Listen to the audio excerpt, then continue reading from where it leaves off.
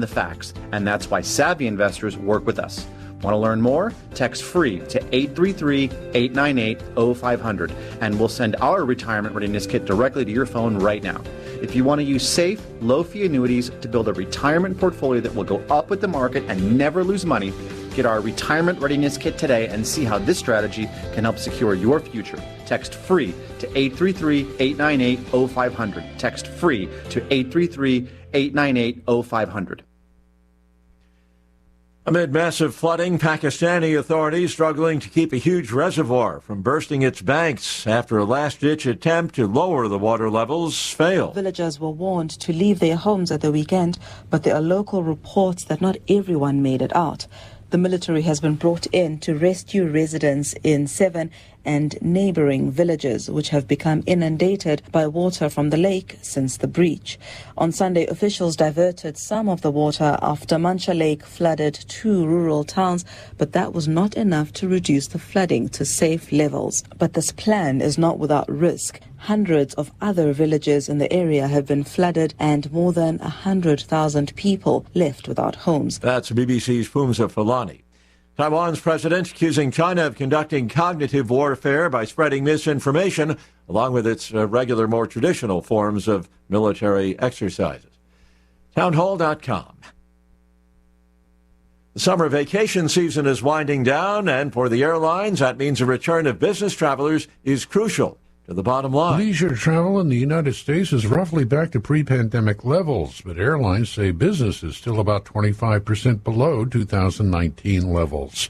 Business travelers generally pay higher fares, so the absence of so many of them has an outsized impact on airline revenue and profit. The Global Business Travel Association predicts that corporate travel won't fully return until mid-2026. Correspondent Jeremy House. The Coast Guard suspending the search for 9 people missing after a seaplane crashed in the waters of Puget Sound, northwest of Seattle. One body was found just after the plane went down. The Coast Guard writes on Twitter, "Our hearts go out to the families, loved ones, and friends of those who remain missing and the deceased." More on these stories, townhall.com.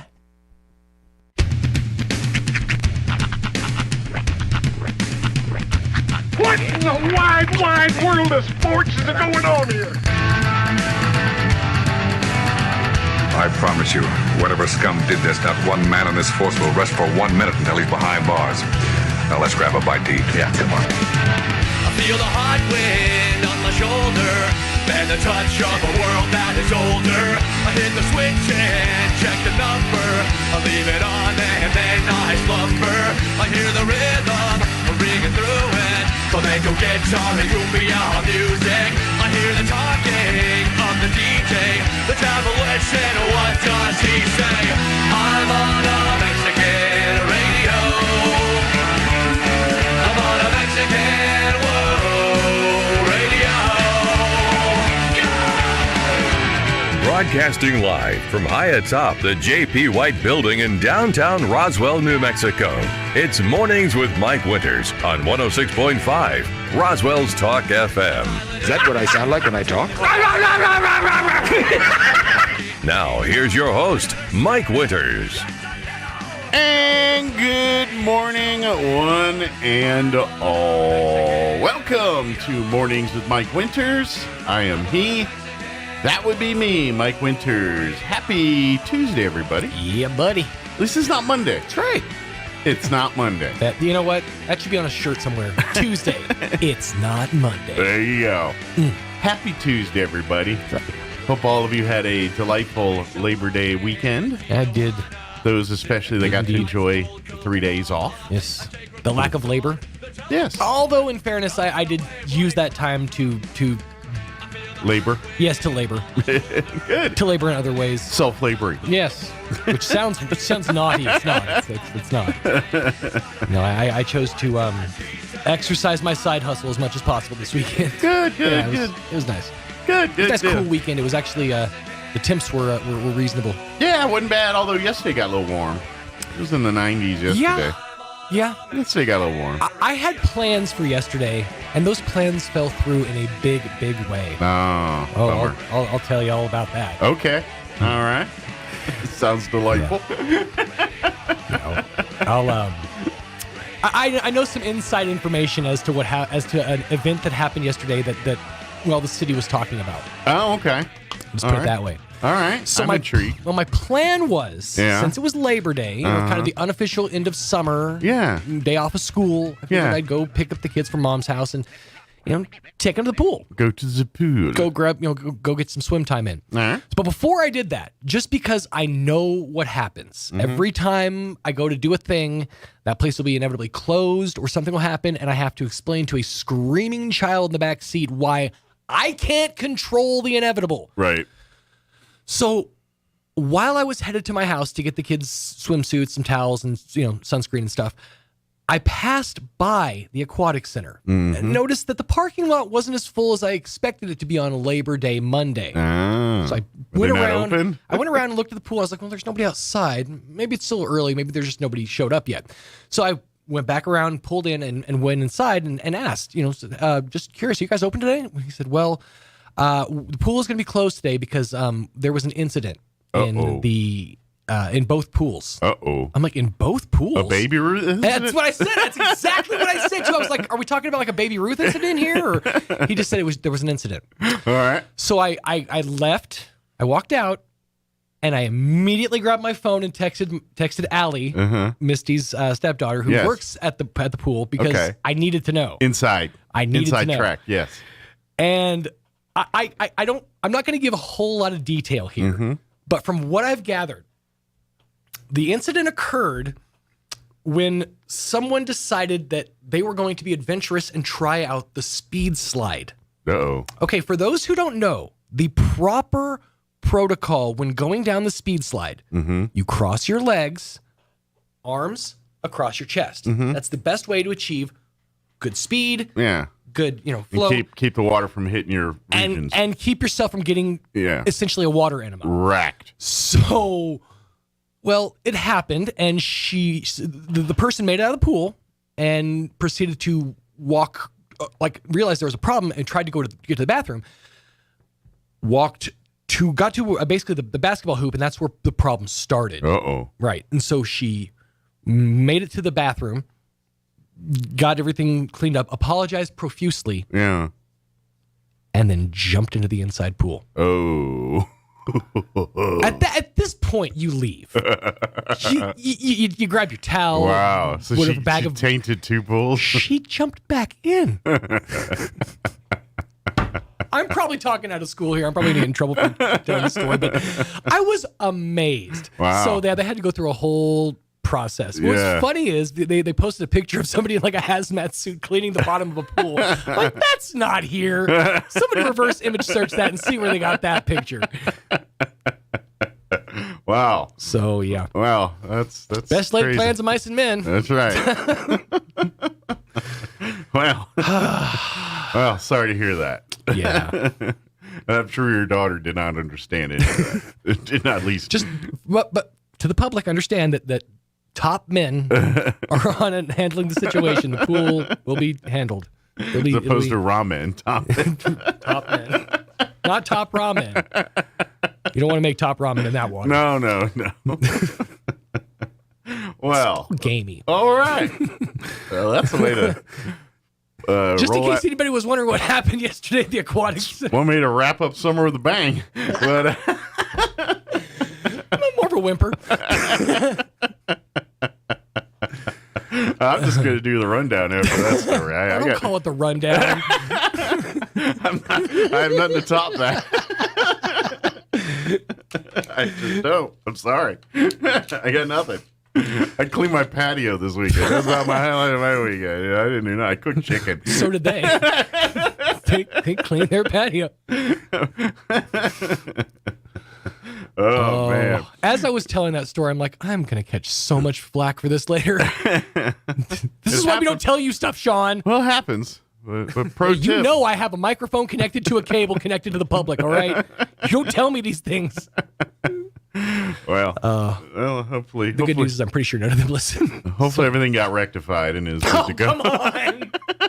And we're good Phrasing. And we're good to go for now.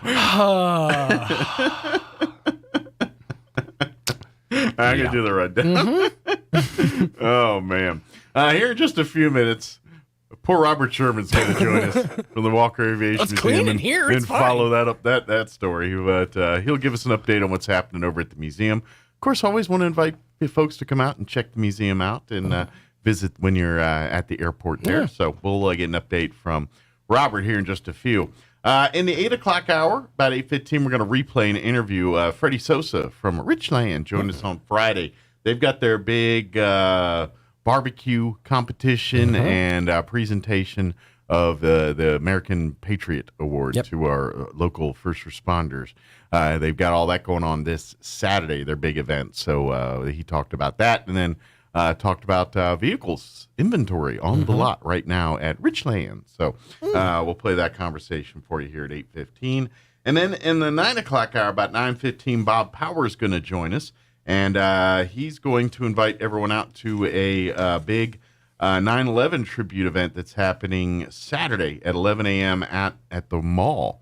Mayor Tim Jennings, Police Chief Phil Smith, Jim Ridgway will be doing the opening prayer. So they've got a 9/11 tribute event at the mall on Saturday. So busy music Saturday and all kinds of stuff. Yeah, well, it is 9/11 Remembrance Sunday, officially 9/11, the anniversary date. But nobody chose to pick the day. I noticed. Well, it is Sunday. Yeah, it's funny. It's like we want to remember 9/11, but also we're going to take a day off. It's Lord's Day. That's right. It's Lord's Day. That's how it's made. That's the Lord's Day. You don't miss Lord's Day. And I understand, but hey, people know. Don't mess with that. So, but we'll talk with Bob here about 9:15 this morning. Plus, we'll have all of your features that include the news of the local variety and national variety, Wall Street town hall business updates, and whatever else we can come up with for today's show. I mean, technically, it's Saturday. Technically what? The Sabbath. Oh, yeah. Technically speaking, it's Saturday. Yeah, everyone goes to church on Sunday. Right. I'm just saying, technically. No one's competing with church on Sunday. It is Saturday. Like, if you ask any Orthodox Jews, you're going to see that have you ever seen some of the stuff that they do? Like, because Jewish folks who practice on the Sabbath, they don't do any labor, like, at all. Okay. So the stuff that they set up to, like, turn on a light or make themselves a pot of coffee or something. They have like these Rube Goldberg style machines that'll like, they'll tip over a domino and it'll start this process that'll like turn on a light for them or something. Well, isn't that considered work if you turn over the domino? They basically, they machine, like they make machines that do stuff for them on the Sabbath. Okay. It's crazy. I was. Why don't you just go to Starbucks or something? Well, yeah. Or you're not allowed to drive a car. I don't think you can. I think you can be driven, but I don't think you can drive on Sunday. I'll have to ask Miss Rita. I'm not sure. Yeah, I don't know the rules on that either. It's like, how do you get I'm like, who wants to drive me? A good coffee this morning. There's a whole thing about, like real practicing like Sabbath Jews. They don't do anything that day. Good for them. Makes it kind of hard though, I think. Depends on the like what's considered work. Like it's just a good way to put your good excuse to put your feet up, I think. Yeah, but I mean, can't do it.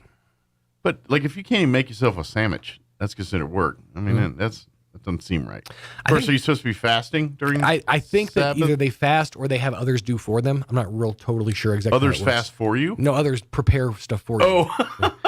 Yeah, I have a designated faster. It's like a carbon offset. I pay a guy to fast for me. Yeah, I'm starving. Too bad you're fasting for me. Oh, cake. I make him watch me. The safe word is ballyhoo. All right, it is 7:16. I'm going to quit while my head. Probably should. Let's take a look at your weather. I don't think there's anything real exciting weather-wise to talk about. It's just atypical, relatively nice weather. So here you go. I'm meteorologist Steve Hamilton with your Pecos Valley weather. Warm temperatures for the next few days, and the overall weather pattern looks pretty fair with high pressure parked overhead. Mid-90s for the afternoon high today and lots of sunshine. For the overnight, we're expecting clear skies, our low in the low to mid-60s, and then we're expecting low to mid-90s and more sunshine coming up on Wednesday. Very few changes for Thursday and Friday. That's your latest forecast. I'm meteorologist Steve Hamilton. Thank you, Steve. Currently 61 degrees here in Roswell. Humidity is at 81%. Winds currently out of the north at 5 miles per hour. Today, expect sunny skies and a high of around 94, so a little warm today, mid-90s. Winds will be out of the west at around 5 miles per hour. Tonight, mostly clear. Overnight low of 65 degrees with east winds at around 5 miles per hour. Wednesday, sunny. Once again, highs around 94. Winds out of the north, 5 to 10 miles per hour. Thursday, man, I'm sensing a pattern. It's literally the same forecast for today, tomorrow, and Thursday. Sunny, high of 94, winds out of the west 5 to 10 miles per hour. That's literally the same thing 3 times. Today, tomorrow, and Thursday.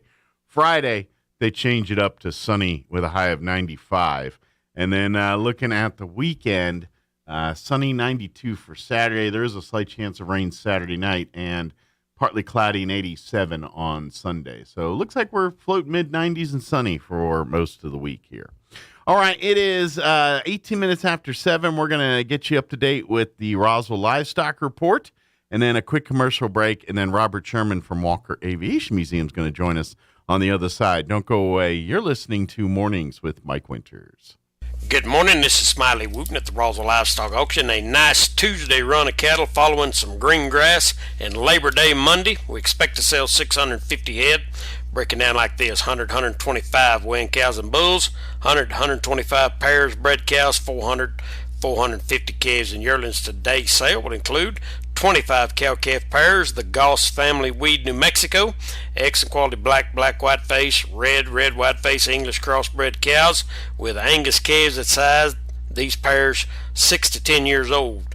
30 bred cows, Cactus Cattle Company, Fort Stockton, Texas, excellent quality F1 Tiger Stripe type cows, second trimester bred to Angus bulls, cows 4 to 7 years old.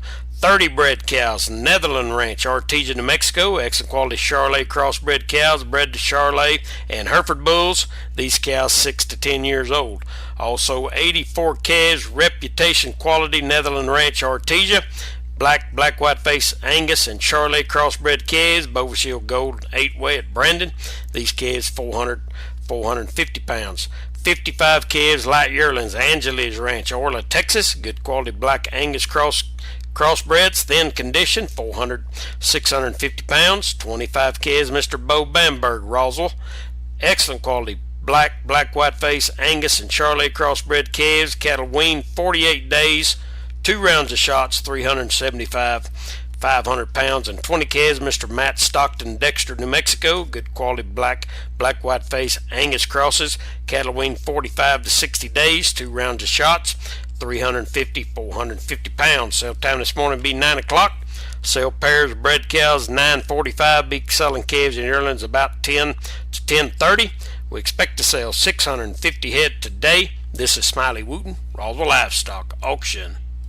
From hot rods to lowriders, classic muscle cars to exotics, some of the coolest cars in the whole state live right here in Chaves County. And you'll get a chance to see a whole bunch of them at the 2nd Annual Hometown Heroes Car Show, September 10th at the Wool Bowl, brought to you by your friends at Roswell Ford. It's a celebration of American car culture, a commemoration of 9/11, and tribute to local veterans and first responders. The Hometown Heroes Car Show is free to attend, and there'll be lots of fun for everyone, including jolly jumps, delicious food, and great music. And of course, some of the coolest cars to ever roll down Main Street. Visit RoswellFord.com to enter your vehicle. It costs only $25, and there'll be prizes and trophies for every category. And $1,000 to the overall winner. We're also taking nominations for Hometown Heroes, so if you know someone deserving of recognition, go to RoswellFord.com and nominate them. The Hometown Heroes Car Show, Saturday, September 10th at the Wool Bowl. It's going to be a great event, so don't miss it.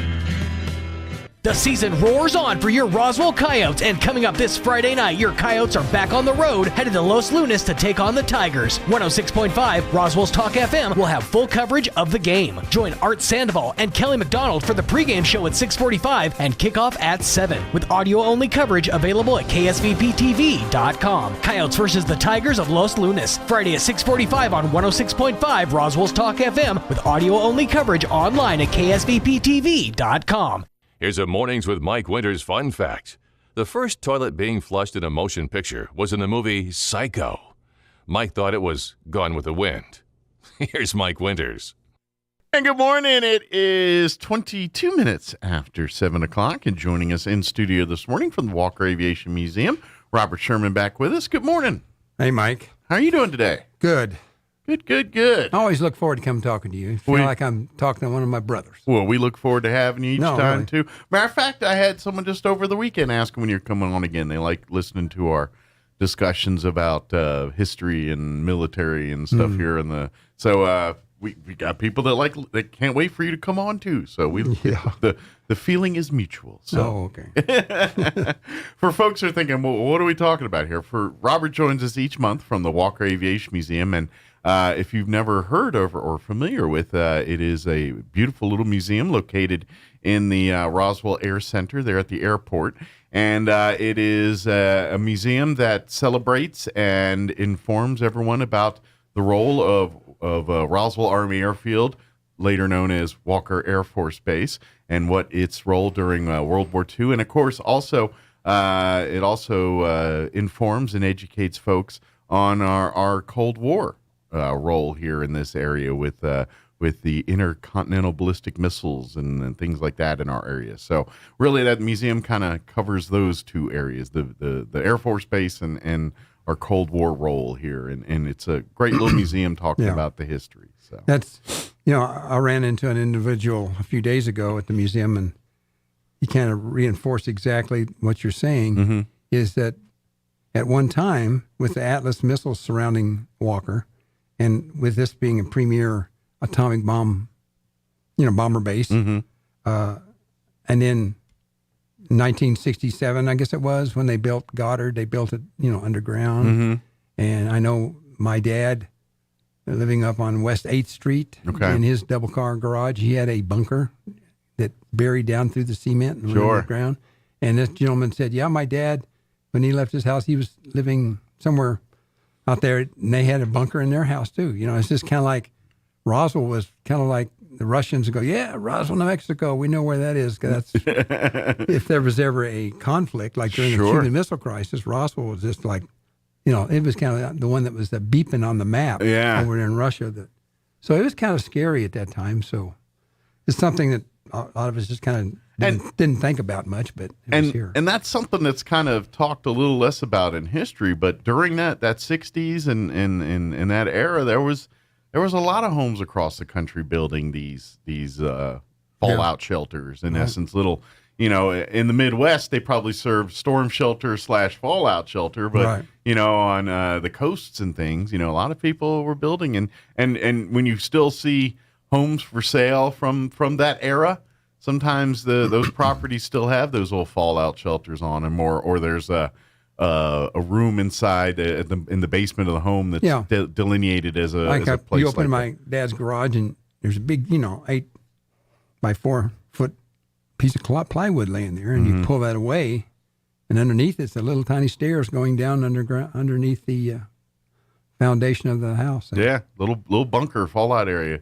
Back then they'd probably keep food down there, and some kind of sleeping arrangements and some kind of bathroom arrangements, and it's pretty crazy. So, but I imagine that was just something that younger folks probably don't realize that was something that was not uncommon back in that era. So right now, for people, like you just mentioned, we're at the air terminal, just hands. Just a baseball underhand pitch to the TSA check-in area. There you go. Right. And we got Ted Smith joined us, and he's out there today, and he's out there about half the time. And right now it's Bob Donnell and myself and Ted Smith are kind of out there keeping it open. Good deal. And we're kind of starting to spin up on the other half of our mission, or you might say the other 40% of our mission or whatever. And that is the flight orientation and STEM career orientation program we have for students in the range of, 13 to 18. We've had some older students coming out because we've not last week, but week before last, I think we had 2 classes from the Roswell Job Corps came out. Great. And we're just waiting to hear back today or tomorrow on when maybe the next 2 classes will come in, probably in the next week or 2.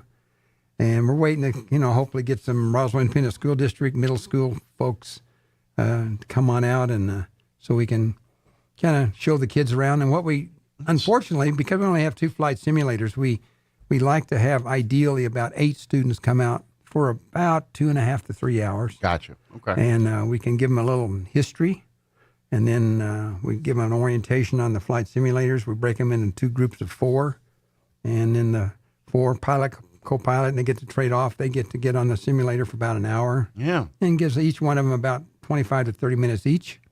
And then the other 4 sit over there, and we show them 16 different STEM careers that they may not have thought about, and kind of opens up their mind and eyes and ideas about, gosh, I hadn't thought about doing that. Sure. So, yeah. Give them options here.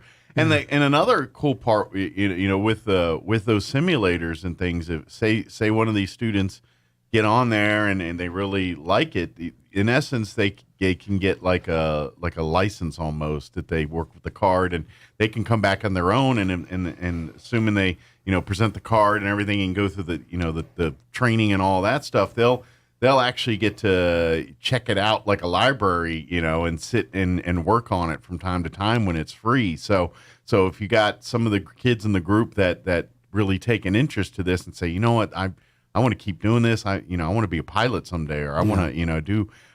They can in essence start their pilot training by getting time in that simulator and all that stuff. So also, we give them a sheet of paper that has professional on YouTube pilot training, and it's, like it breaks down aviation weather. It breaks that down into 3 20-minute things. So you have 38 videos. I give them a list of 38 videos. Oh, wow. And they watch that. It's 12 hours long. And it's all about aviation instruments, all kinds of stuff, and it's all by the same company. It's real professional. So they could go home and watch all those, and they could really get up to speed, Yeah. with a lot of... They're well on their way to getting a pilot's license. Oh, yeah. Yeah. And who knows, maybe they're working for one of the commercial airlines, or who knows, maybe that's a hobbyist, and now they own an own plane, and they fly their own plane, and, there's a lot you can do with that. And, but anyway, it's a great opportunity for these kids, just coming to the museum and checking this out. And next thing you know, they got bit with the bug, and now their dream career or path is kind of laid out in front of them, just because they got to ride in a simulator, check out a simulator at the museum. I've had several good experiences recently. A couple things, just kind of humorous stuff. But anyway, I'm at a certain age where I look at folks and I'm thinking, gosh, did you probably just graduated from high school, blah blah blah. And come to find out, no, they just completed their pilot training, and they were headed off to fly commercial, some company, whatever where they were going to Dallas or something. So they were 2 pilots, and then another gentleman came in the other day. His wife was with Space Force Intelligence. Oh, really? And she was enlisted, and he had just graduated from the Air Force Academy and was headed for pilot training school. Oh, wow! And I looked at them. I thought maybe they were, high school age, but when you're old as I am, they all look like they're high school age. Everybody looks like high school age. It's like, no, I'm 30. I didn't look like that when I was 30. I had another generational thing that was kind of funny. I was, helping out these youth challenge folks, and I go back and forth, and I still haven't got it fixed up yet, but I go back and I click on these 16 different videos for careers. And then this gentleman from one of the youth, from the Roswell Job Corps, he looked at me and says, well, how come you don't just click on this on YouTube, this, and it all runs in sequence, and it'll be automatic. You wouldn't have to do this. Yeah. So I kind of like, yes. What is your name and what is your phone number? Yeah. What you on a job? We're going to come over here, and we're gonna get you up to speed. Yeah, so. They probably know the technology probably a little bit better than you do. I said, how did you learn that? And he said, I just fooling around with the computer. So yeah. Well, you know what? There's a lot in this industry that's very much people just learning it on their own, and because of just like that, just messing with it and doing it and all that. So it's really cool. So hopefully, if you know some kids that maybe you're looking for something like, set something up. You do like you said, your little youth groups, if church groups or any youth organizations, anything like that. Yeah, Roswell Independent School District. We got Sidney Gutierrez Charter School, All Saints Catholic, Assurance Home, Civil Air Patrol, Girl Scouts, Boy Scouts, Youth Challenge. We kind of had 8 attend at the end of June, and then 8 had to cancel because of a COVID issue. Yeah. But after the new group is here, and they're now here, after they've been here for a little while, we're going to be scheduling the New Mexico Youth Challenge to come in. And again, we're doing the Roswell Job Corps, local churches or youth groups, you know.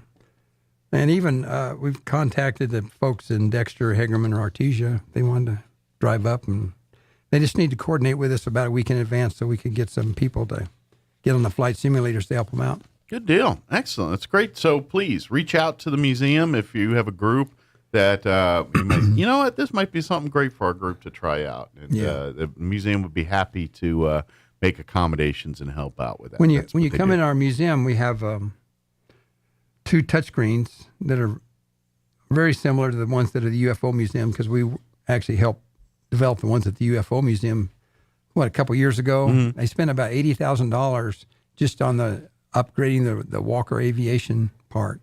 So they've got some really nice displays now down there. But so they can come in and watch a 2-minute history of the Walker Roswell Army Airfield, or the Atlas missile, another 2-minute thing. Mm-hmm. And then usually during the whole program, we got a video running. Right now, what we're running is a really interesting one that's broken up in maybe 6 or 7 different sections.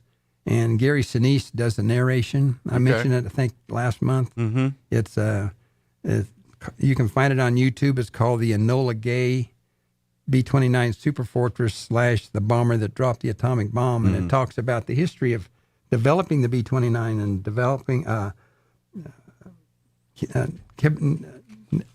Tibbets, Paul Tibbets, the pilot. Yeah. Okay. And how he, started out and he was going to be a doctor, and then he got to fly on a little biplane for several days, throwing Baby Ruth candy bars out the window. He got hooked on flying. He became a very, very good pilot, one of the most experienced pilots in the B-17 in Europe.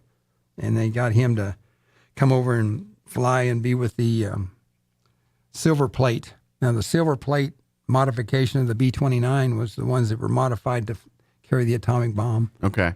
Were those... And he kind of was managed that. They went to Westover, Utah. Utah. Did the B-29s then have pressurized cabins and everything? No. Because for folks that don't know, B-17s... Yeah, no. Those weren't. So they... so they would fly at higher out. That's why you saw them in the big, heavy coats and everything. But by the time the B-29 came around, those were pressurized cabins, Right. and it wasn't like flying in a tundra. I got a lot more respect. That's probably the wrong term. I'm even more impressed with my dad, because my dad was a B-29 crew chief. And if you watch this video, they talk about how much problems they had with the engines, and a lot of that they had to develop in a hurry, and it was the most advanced aircraft and stuff in a long time, very large, carrying, multiple times as much as the B-17. And they took out all the guns except the tail gun, and that took about 7,000 pounds out of the aircraft, and they wanted, for carrying the atomic bomb, they wanted to be over 30,000 feet. So it kind of helped protect them from the Japanese. And I didn't realize from this video, you'll find out that they had got this all developed, and they were working on the Silver Plate B-29s to drop the atomic bomb, and they were going to drop the atomic bomb on Germany and Japan on the same day. Oh, wow. That was the But plan. then Germany, surrendered. Yeah. And then then they could just focus on Japan. But I was kind of surprised to hear that. Another of the things they did was they continued to fly missions over Japan and drop these little, what they call pumpkin bombs at over 30,000 feet. And they did that with like 1 or 2 or 3 aircraft rather than big formations. Mm-hmm. And the Japanese kind of got used to seeing that and like, okay, well, it's just one bomb coming down. Sure. And under 2 circumstances when they did that, that bomb went off. It was set up to have like a radar type trigger on it, so that it would go off about 1,860 feet above the ground. Okay. And on 2 occasions, it went off in under 10 seconds after it left the bomb bay. Oh, that's not good. And luckily, it was just the black powder bomb and not, Otherwise, that plane would have been Dunsky. Yeah, right. So, well, and that's something that people don't think about. Like when bombers bomb and do things like that, it's That's why you look at some types of bombs and they put parachutes on them, or they put these fin packages that designed to slow the descent rate of the bomb, and that is strictly so there's enough time for the plane to get out of there. Because if you think about it, those Beef-29s that are dropping nuclear bombs, you know the huge mushroom cloud that comes from that when it goes. Mm. You don't want to be anywhere near that thing when it goes up. So those planes have to have enough time to get out of the way. Yeah. And that's why they have to slow down. And especially, when they were bombing targets that were very precision, they would dive bomb real low. But the problem is, once they release, they got to get out of there quicker. They're going to get wrapped up in the explosion. Yeah. And so there's a whole art and science to all of that releasing and how to release it and the angle at which you should be descending and ascending to release these bombs, so you can make sure you don't get caught up in the blast. And when you get to talking nuke blasts, that's a whole nother animal right there than just dropping a cluster bomb or something, something non-nuclear. It's a different animal. So that's what they were practicing in Westover, Utah. I guess it is. Wherever Westover is, Westover Air Force Base. Okay. And there's a big misconception, and a lot of people that come in keep thinking that the Enola Gay and Boxcar and all those planes came from Roswell, and that's not the case. They returned to Roswell. Yeah. Up until the end of the war, Roswell was a training base for bombardiers and a training base for advanced pilot training for multi-engine aircraft. Mm-hmm. And as a matter of fact, when they got over to Tinian after they left Westover Field, and they've been practicing dropping these bombs. What they would do is try to get over 30,000 feet, like 31,000, and they drop the bomb and they immediately go into a hard left turn or right turn, whatever, and dive 2,000 feet to, get away, try to be at least 9 miles away from when the bomb went off. Gotcha. Yeah, so. Yeah, it's not just like and it would drop and about 43 seconds before it went off, and when those bombs went off under 10 seconds after leaving the aircraft, it really made a lot of the air crew very anxious about hopefully it'll work right when we drop the big one. Yeah. But most of them were training for this, and only Tibbetts and a few other folks knew what they were actually training for. Gotcha. It was so secret. They that makes sense, and that's need to know basis type thing. And, correct. But and even when we talk like uber top secret, even to this day, that changes when nukes come into that equation. That was something I learned in my time in the Air Force, and because I was on the stealth fighter, and every time we left our home base station, we turned into priority assets, which means we got top security on whenever we landed somewhere else that wasn't our home base. Mm-hmm. When I got to one of our bases and we weren't the top priority, I was like, what's going on? It's because we were there at the same place where they stored nukes, and they put us right where the nukes were, but they didn't care about us. They cared about those nukes. So that was the first time I was like, oh, okay, the stealths were second banana to something here, and it never happened that way before, but it's when the nukes get involved. And those nukes were just sitting underground, not doing anything. They're just there. But, every hour, cops were coming by and checking in on it and making sure we weren't anywhere near it or messing with it or anything else like that. And it was just, it was kind of interesting how they treated that versus, how they treated everything else there. So when they got over to Tinian, this is the kind of thing that comes out in this video I was telling you about, the one on Enola Gay. Mm-hmm. Anyway, Colonel Blanchard, and he was, if you look at that name, he was the wing commander at the Roswell Army Airfield in July of 1947, and made the first report that the flying disc or saucer was found north of Roswell. Mm. Well, anyway, he was the operations officer at Tinian, and he said, my men are more experienced. We can do this. We'll drop the bomb. This Tibbetts guy, whoever he is, been training. And they kind of looked at these guys like, man, these guys are doing this stupid stuff. What are they doing? They're not going over there.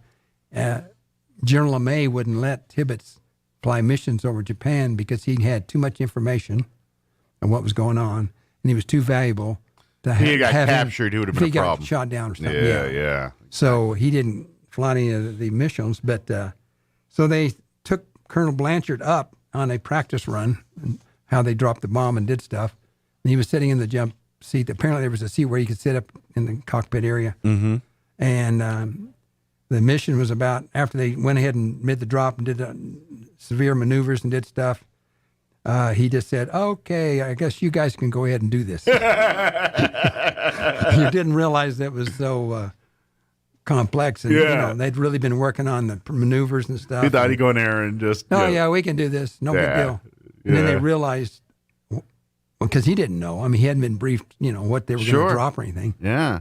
But they kind of found out, like, okay, I will just let you guys do this. You got this. Good job, boys. By the way, I want to, before I forget, I want to give a little credit. We've gotten some monetary support so far this year from several people. Awesome. Pioneer Bank. Great. Glenn's Furniture provided some furniture for us, some key stuff, and I really appreciate Bill Glenn for doing that for us. Yeah. 6 Bomb Wing Reunion Group gave us some money. That's nice. And David Petroleum Corporation. And Featherstone Development gave us a really, really nice donation. So that's great. Kind of keep our doors open, paid the rent for a couple of years. Appreciate those people that support the museum and like then that. Last year and in the previous years, we've had great support, and we just haven't approached them so far this year. We've been busy doing other stuff. But Roswell Toyota, XL Energy, of course, got us the 2 flight simulators through a nice grant. Yeah. And some doctors like Dennis, Phil Cathy, and Paul Engstrom, iDoc, and Lloyd Hughes, and Aircell was a big supporter in the past. So good deal. Anyway, we appreciate those folks. And absolutely. Yeah, it's without that generosity and support, the museum wouldn't be where it's at today. So, by the way, all you men out there, we still got the little display of the Japanese, German, and Russian World War II rifles. Nice. And about 60% of the guys that come into the museum go straight to the guns, even though it doesn't really have that much to do with Walker Air Force Base, but it's World War II. It brings in the butts, right? So it brings people in to come see stuff. So definitely want to check that out. But if you've never got a chance to check it out, please make a trip out to the museum. It goes around the flying schedule out at the when the planes are taking off and landing and coming in and out. That's usually when the museum is open there. So if you go to AA.com and see American Airlines flying schedule, you can generally follow that along and catch when the museum's going to be open. Right. Yeah, you're right. And thank you for saying that. Yeah. We right now we're getting out there Monday through Saturday from around 7:30 till a little after 10:30 maybe. That's when the plane usually departs. Yesterday, for example, the morning 8:40 flight was delayed until like noon, and then the other flight coming in that was going to depart at 10:14. I think it didn't depart till like 10:45 or 11 o'clock. So in that case, I'd stay there a little later, stay until about maybe 11 o'clock, and then gotcha. But that's basically it's the times when it's open. So come on by, check it out. Of course, if you'd like to volunteer, there's always looking for more folks to come be a part, whether it's as a docent or something like that, or serving on the board. There's always looking for new members to come and participate through the board. Yeah, we're going to get Ted to get on the board here. All right. He's a big history buff, and he gets out there and reads all kinds of stuff and brings us up to speed on everything. Well, so he's new to Roswell, but his daughter's going to NIMI, and he's just really getting up to speed in a lot of stuff. Well, but I think because he has a passion for the military, the aviation side, and all that. Yeah, he's retired Army Lieutenant Colonel. Yeah. So that kind of all right. Well, he's got the same passion for it and all that. But it's not important so much that you know the details of what happened there. That stuff we can teach you and all that. But if you just have a desire to want to promote and to keep the memory of the base going and allowing generations of people to come and learn what happened and what took place there, that's what it's all about. If you have that passion, then they love to have you come be a part of it. So a lot of people don't realize Roswell's history was World War II was getting ready, looked like it might start, and they said, we need 30,000 more pilots. And Roswell was trained 14,000 air crew, and some of them were advanced pilot training. Okay. So the pilots came in that got through pilot training, but they were going to now need to advance, which was they start training on these AT-11 and these Beechcraft. They were twin-engine aircraft. Gotcha. So after they graduated from at the Roswell Army Airfield, they could go into multi-engine aircraft like the B-17 or multi-engine cargo planes. Now, were they doing training when the bombers were flipping over to jet engines and things too? Or No. That was just up till into the war. Gotcha. Yeah. So by the end of World War II, there was actually 7 flying training squadrons and 5 bombardier squadrons, and that's why we have several little concrete bombs laying around that you can find in ranches around here that they drop bombs on. Well, and I hate to burst people's bubbles, but there's a lot of parts of New Mexico desert out there is range. We're owned by the federal government, and they use our current modern aircraft, use it for bombing practice and things like that too. So, right. Matter of fact, and I'm sure you're aware of this, but like if you get on Google Earth or whatever it is, I think it's Google Earth, and I think it's just west of here. You can see they've got a little swastika, out in the desert out there. We have actually a poster that shows that photograph. And it's got a swastika and then a little outline of a ship. Yeah. So that was bombing practice. Yeah, bombing practice. During, World War II era, and those things still there. And so if you when the space, the satellites come over and take the Google Earth, that you can still, I just think that's pretty cool just to see that history. And you're like, wow, what on earth? Look at that. Who would have thought it? And you don't really notice it from afar, but then when you see it in something like that, I just think it's pretty cool. So. But that's the reason why that stuff's out there. So, if you, I do want to invite people to check out Walker Air Force Base Museum, Walker Air Force Base Museum's website, wafbmuseum.org. Yeah. If you'd like to donate money financially, that's a great way to do that. If you want to learn more about what the Walker Aviation Museum and what its mission is, and learn a little bit more about just the STEM stuff and everything that's involved with it, that's a great resource is to check out that website, wafbmuseum.org. Of course, if you want to reach out and serve as a board member or volunteer in any way, shape, or form, all the contact information and everything you need there is through the website. And then, of course, if you want to learn more, come on out. Just come out to the museum. Come out today. Probably a little before lunch here or so. They're going to have another flight coming out, and these guys will be out there manning the fort, so to speak. Yep. Ted's out there right now. Yeah. So it's probably till about 10:30. So come on out there now. Grab breakfast. Get you one of those burritos out there out at the restaurant there, and come check it out. Reggie she's my cook over there. So they got pretty good food. Yeah. So when you come out and you see the videos on the career stuff, the 16 different things, it's like one of them is no regrets on how to choose a college major or a lifetime career, and it's talking about developing a Venn diagram. Another video is science, technology, and math overview. Careers in aviation is another one. Eastern New Mexico University Roswell Aviation Maintenance Technician Program, that's another one we show them. A day in the life of a wind turbine engineer is another one. Nice. Crumlin Auto Group and Eastern New Mexico University Roswell Auto Mechanic Program. And energy careers and a career cluster. What does a registered nurse do? Architectural engineering versus architecture. What's the difference? And then we show some Air Force recruiting things that are about 2 minutes long. Technical training overview, aerospace ground equipment, air traffic control, electronic principles, and geospatial intelligence. And the last one we show is a day in the life at CIA. Nice. And they talk about 6 hiring areas, which is analytical, business, IT, and security, clandestine service, language and cultural stuff, science, engineering, and technology, and the student opportunities to work at the CIA. Nice. All that available. So who knows? You come out to go check out a museum. And most of the people, the kids, we give them a little grading sheet. They get to grade these videos 1 through 5. 1 is like useless. Right. And then 5 is like, wow, this is really great. And, consistently we get 5s and 4s and good 3s, and occasionally we'll get a 2 or something like, I'm not that interested. And then the ones that get low markings, they just remove from the thing and add ones that are and a they little put more their useful. age and, male, female on there, so we kind of can get some database. So they say, hey, we get a bunch of, kids that are in the 9th grade and they're all girls, then we probably won't show them this one or this one. Sure. It's been rated kind of like, I'm not that interested in it. Makes sense. Yeah. And if someone asks for it specifically, then you can get it to them. But sure. Awesome. Well, again, folks, learn more. Set up, get an appointment. Come out and visit then. Come see the museum.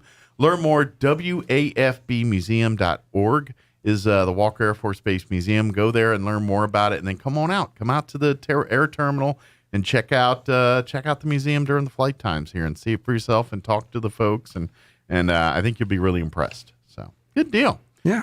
Well, thank you, sir. As always, appreciate the It's a positive thing for me out there. Because you meet people and they come out and it's just interesting. And so we've got the 6th bomb wing, matter of fact, coming next week. There's about 5 or 6 of them coming. Oh, good deal. So that'll be great. They come and tell stories. So if you're an old veteran that used to work out there, get a hold of us and we'll tell you when they're going to be there so you can come out and maybe see some old buddies. Yeah, it might be some people you ran into in a former life there. So, that's right. Very cool. Okay. Well, thank you, sir. As always, you. appreciate it. We'll see you next time. All right. Next time. It is 7:53. Let's go ahead and get you into news and a quick break before we go. Don't go away. Now for your Pecos Valley News Update, I'm Jared Cirillo. Artesia police are asking for some help in finding a tree vandal. Over the past 2 years, APD says there's been more than $30,000 in damage done to the city's First Street Greenway project. That project has more than 350 trees that were planted as an entry point to downtown Artesia. The entire project was made possible through a combination of private donations and public grants. It's maintained by Artesia Main Street and the city. And the Artesia Public Library is spreading the word that September is National Library Card Sign-Up Month. The local library joining the American Library Association to celebrate the event by encouraging anyone who doesn't have a library card to get one. All you need to sign up for a library card is a picture ID and proof of your current mailing address. Children under 18 do need a parent or guardian present at sign-up. You're up to date. I'm Jared Cirillo. Americans say that they're ready to buy a new car that doesn't even exist yet. Can you guess who the car's manufacturer is? I'm Kim Commando, brought to you by T-Mobile. Their advanced network now goes farther than ever before. Visit T-Mobile.com/55 today. Every year about this time, a company called Strategic Vision conducts its survey of new car owners. It asks how satisfied they are with their new purchase and which car they would buy if they had the chance. The big surprise? 26% of new car owners say they're ready, right now, sight unseen, to buy a car that does not exist. That car, whatever its name will be, would be designed and manufactured by Apple. In that survey, new car owners are also asked about their impression of the quality of their new vehicle. The car that consumers say that has the highest quality, once again, Apple's unbuilt car. The Apple car rumors have been around for so many years. My money, it's on the way soon. Get more tech news with my new daily longer podcast. It's called Kim Commando Today. Prices on just about everything are rising, but thanks to CarShield, I don't have to worry about how much it's going to cost to fix my car when it breaks down. Their price will never go up, and they help handle everything. That's why I love them. CarShield offers protection plans for around $100 a month that cover more parts than ever before. When you need a repair, there's no paperwork or headaches. CarShield will even take care of you when your car breaks down on the side of a road. Every protection plan includes coast-to-coast roadside assistance, courtesy towing, and rental car options at no extra cost. So as long as you cover your car, no matter how old it is, you're protected from the rising cost of parts and repairs. Get coverage like I did. Go to carshield.com/Kim or call 800-391-8888 to save 10% on your plan.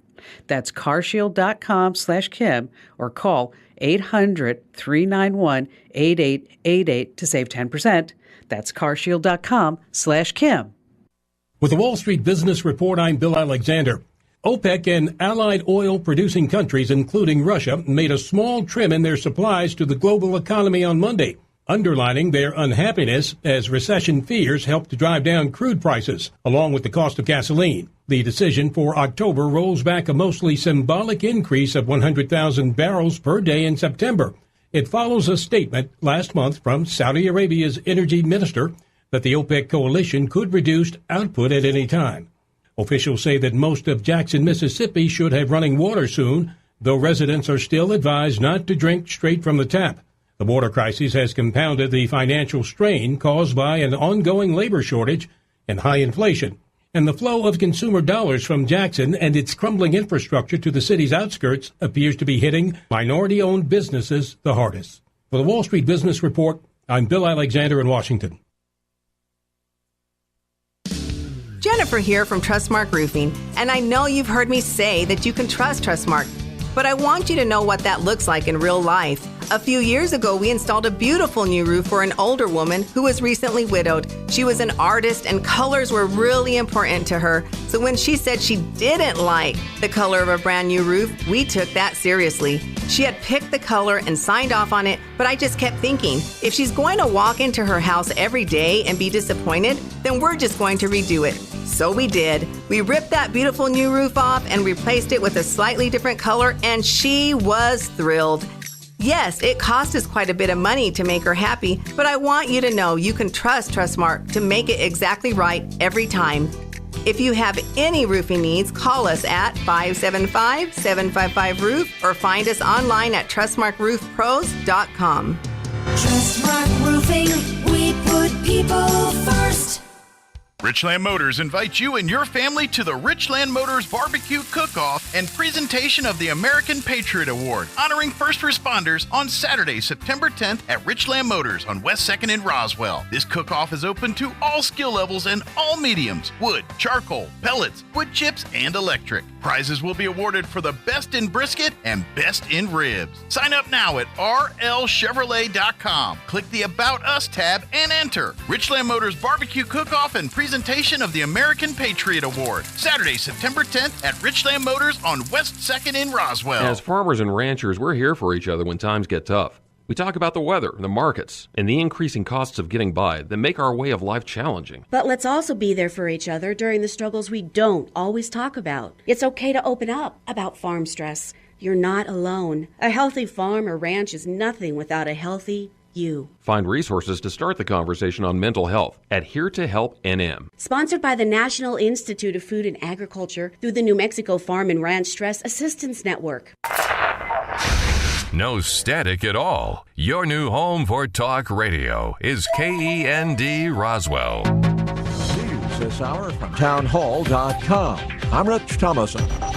In a victory for Team Trump, federal judge granting a request to appoint a neutral third party to review documents seized by the FBI during last month's Mar-a-Lago raid. The DOJ had argued in a lengthy filing that the special master would needlessly impede the investigation, maintaining that Mr. Trump had dozens of classified documents that were not properly redacted or declassified, and that in taking those documents from the White House, he had broken the law in their opinion. The Trump team, meanwhile, argued that the former president had declassified those documents, and Mr. Trump himself has called out the investigation as a continued political witch hunt into President Joe Biden's main political rival.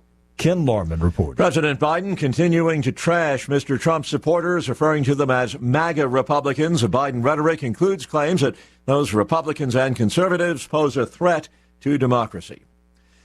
As the search for a missing Tennessee woman, a teacher and mother of two, continues, police say they have found a body. But KWAM Radio's Ben Dieter in Memphis says there is no word on the identity of the person or the cause of death. Police say the body was found just walking distance from where Liza's accused kidnapper, Cleissa Abston, was seen cleaning his clothes and the SUV used in her kidnapping. Liza Fletcher abducted last week while out for an early morning jog near the University of Memphis. The man charged in her disappearance, 38-year-old Cleissa Abston, is due in court shortly. One of the two suspects in the stabbing deaths of 10 people in the Canadian province of Saskatchewan has been found dead. Police say Damian Sanderson's injuries were not self-inflicted. The search for the other suspect, Damian's brother Miles, continues. Watching Wall Street, the Dow down 91 points. More on these stories at townhall.com. townhall.com. Charlie Dombeck here from Key City Capital. As a practicing CPA for nearly 30 years, I have found that 80% of your ability to grow your wealth is dependent upon two factors: taxes and investment performance. At Key City Capital, we improve investment performance by diversifying capital into off-market investment opportunities in passive rental real estate and alternatives like asset-backed lending. We recover dollars that clients unnecessarily pay in the form of income taxes, creating a lifetime annuity of savings. We are a sponsor of passive, affordable single and multifamily residential rental investments, which are located in Sunbelt landlord-friendly states. These investments are the top choices in a rising interest rate and inflationary environment. They represent a store of value, protecting your capital from market volatility. Learn how we at Key City Capital can help you ultimately grow your wealth rapidly. Connect with me at keycitycapital.com or give me a call at 817-912-1569. The UN's nuclear agency planning to issue a report today on its inspection of the Russian-occupied Zaporizhzhia nuclear power plant in Ukraine. Fierce fighting rages around that plant. The latest developments show how difficult the situation is at the complex, how tense things are around this nuclear facility. And reacting to the latest developments, President Zelensky last night said that the shelling there showed Russia did not care what the IAEA would say in this report. So the situation remains tense and obviously concerns very high about the safety of this nuclear facility. That's a BBC's Hugo Beshega reporting. Authorities in Chengdu, China have maintained strict COVID lockdowns on the city's population of 21 million, despite a major earthquake that killed at least 65 people in outlying areas. People wearing top-to-bottom protective gear, preventing residents from leaving apartment buildings from exiting through locked lobby doors. Townhall.com. French President Macron calling for a steep 10% reduction in the country's energy use in the coming weeks and months to avoid the risk of rationing and cuts in the winter. Macron's remarks come amid tensions with supplier Russia over the war in Ukraine. Macron says the best energy is that which we don't consume, urging businesses and households to save energy. That includes turning down heating and air conditioning. Macron warns forced energy savings might have to be considered in the coming months if voluntary energy saving isn't sufficient. He adds energy rationing plans are being prepared in case, and that cuts will happen as a last resort. I'm Charles de Ledesma. Britain has a new prime minister after meeting with Queen Elizabeth. Liz Truss headed back to number 10 Downing Street. She'll be delivering her first speech as prime minister later in the day. More on these stories at townhall.com.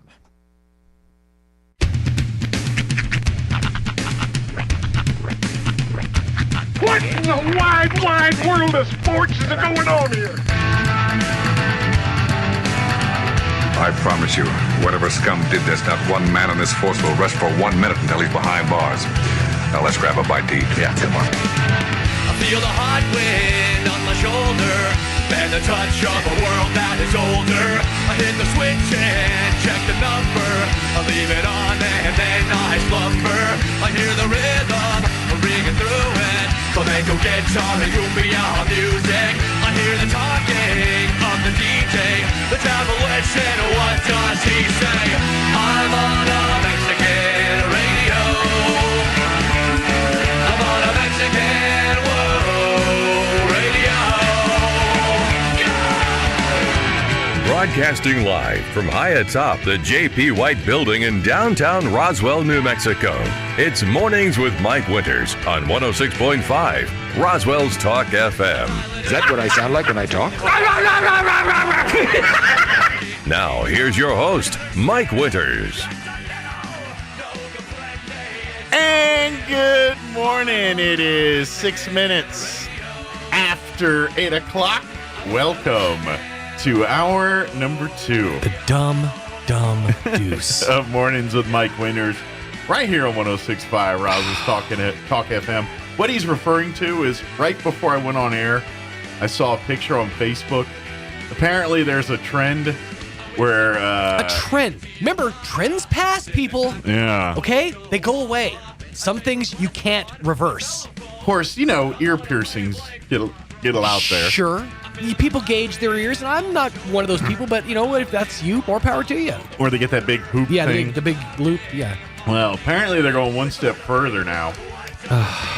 And just getting like the cone, your ear part that's like a cone? Yeah, this part right here. That little inner, they're getting that removed, so it's like a giant hole. So basically, you just have the outside rim of your ear cartilage, earlobe, and then just nothing here. Yeah. The pictures are disturbing. They're very disturbing. I gotta imagine it's got to detract your hearing. Yeah, it's a useful part. Yeah. It's basically doing this to your ear. Yeah.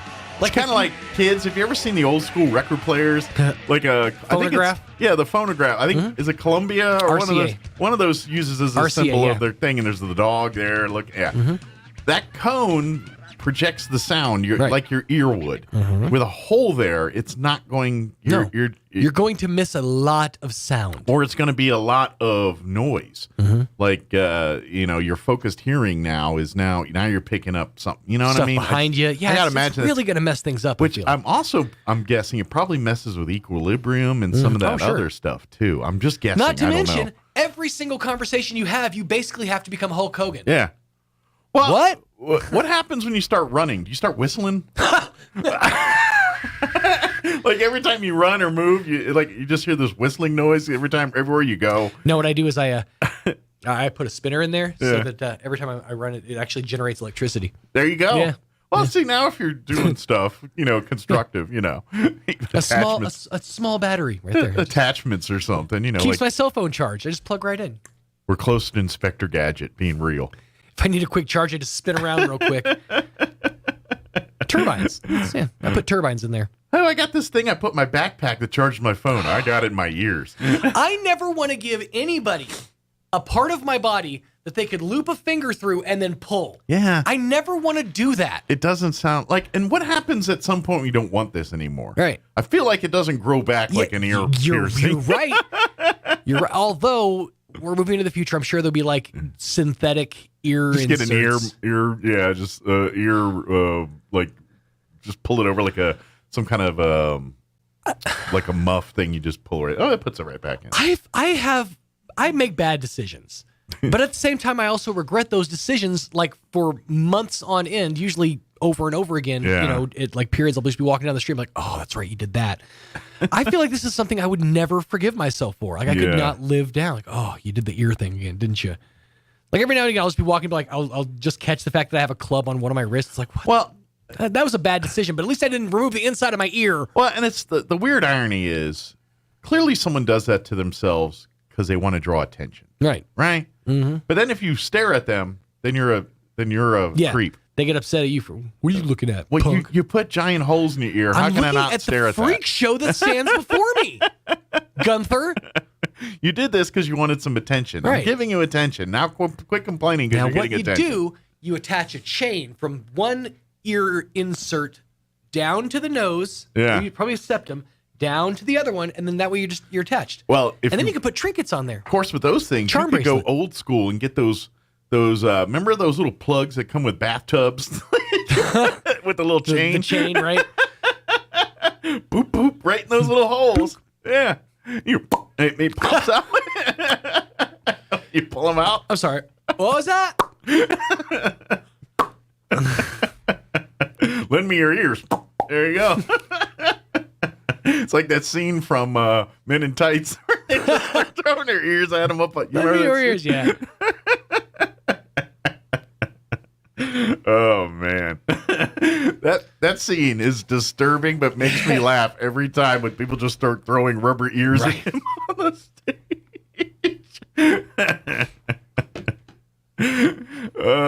You know what else made me laugh on the internet right before I saw the ears thing? Someone did a Photoshop and they called it Stone Cold Steve Harvey, and it made me laugh really bad.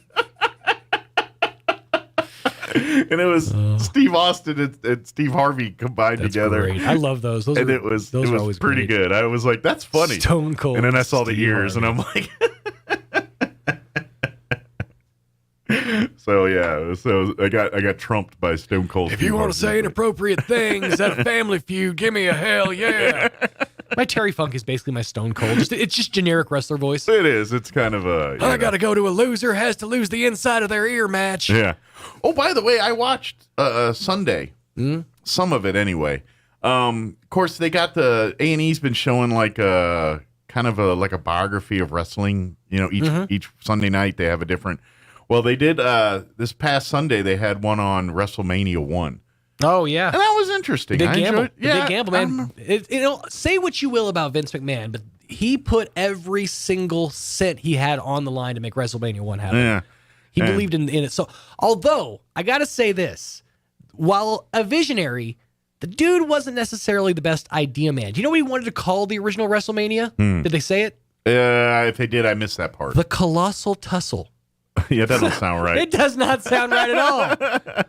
The Colossal Tussle. It almost sounds like an insult. Right? Calling someone, you're an... That sounds like something you do to a young boy's hair. You're a colossal tussle. I'm going to give you a colossal tussle. We're just calling, you're just a complete colossal tussle. Just a colossal tussle of a person, aren't you? What is that? Oh, you have your fidget thing, so this is mine. I got this at when I was in Vegas at Omega Mart. It's a crab claw pen? Yeah, it's a pin, but it's a crab claw. That's entertaining. It's fun and functional. It actually functions as a grabber. Nice. Yeah. Is there any meat inside? There's not. No. Some good eating right there. But that's pretty handy. I would play with that. But let me give you the rundown. Yes. We got to get that going. Otherwise, I'll be talking about wrestling. Crab claws all day. We're going to get you up to date with the weather here in just a few minutes. And then here in just a bit, we're going to play our interview Friday. We had Freddie Sosa join us from Richland. He joined us to talk about their big event this Saturday. They're having a big barbecue cook-off.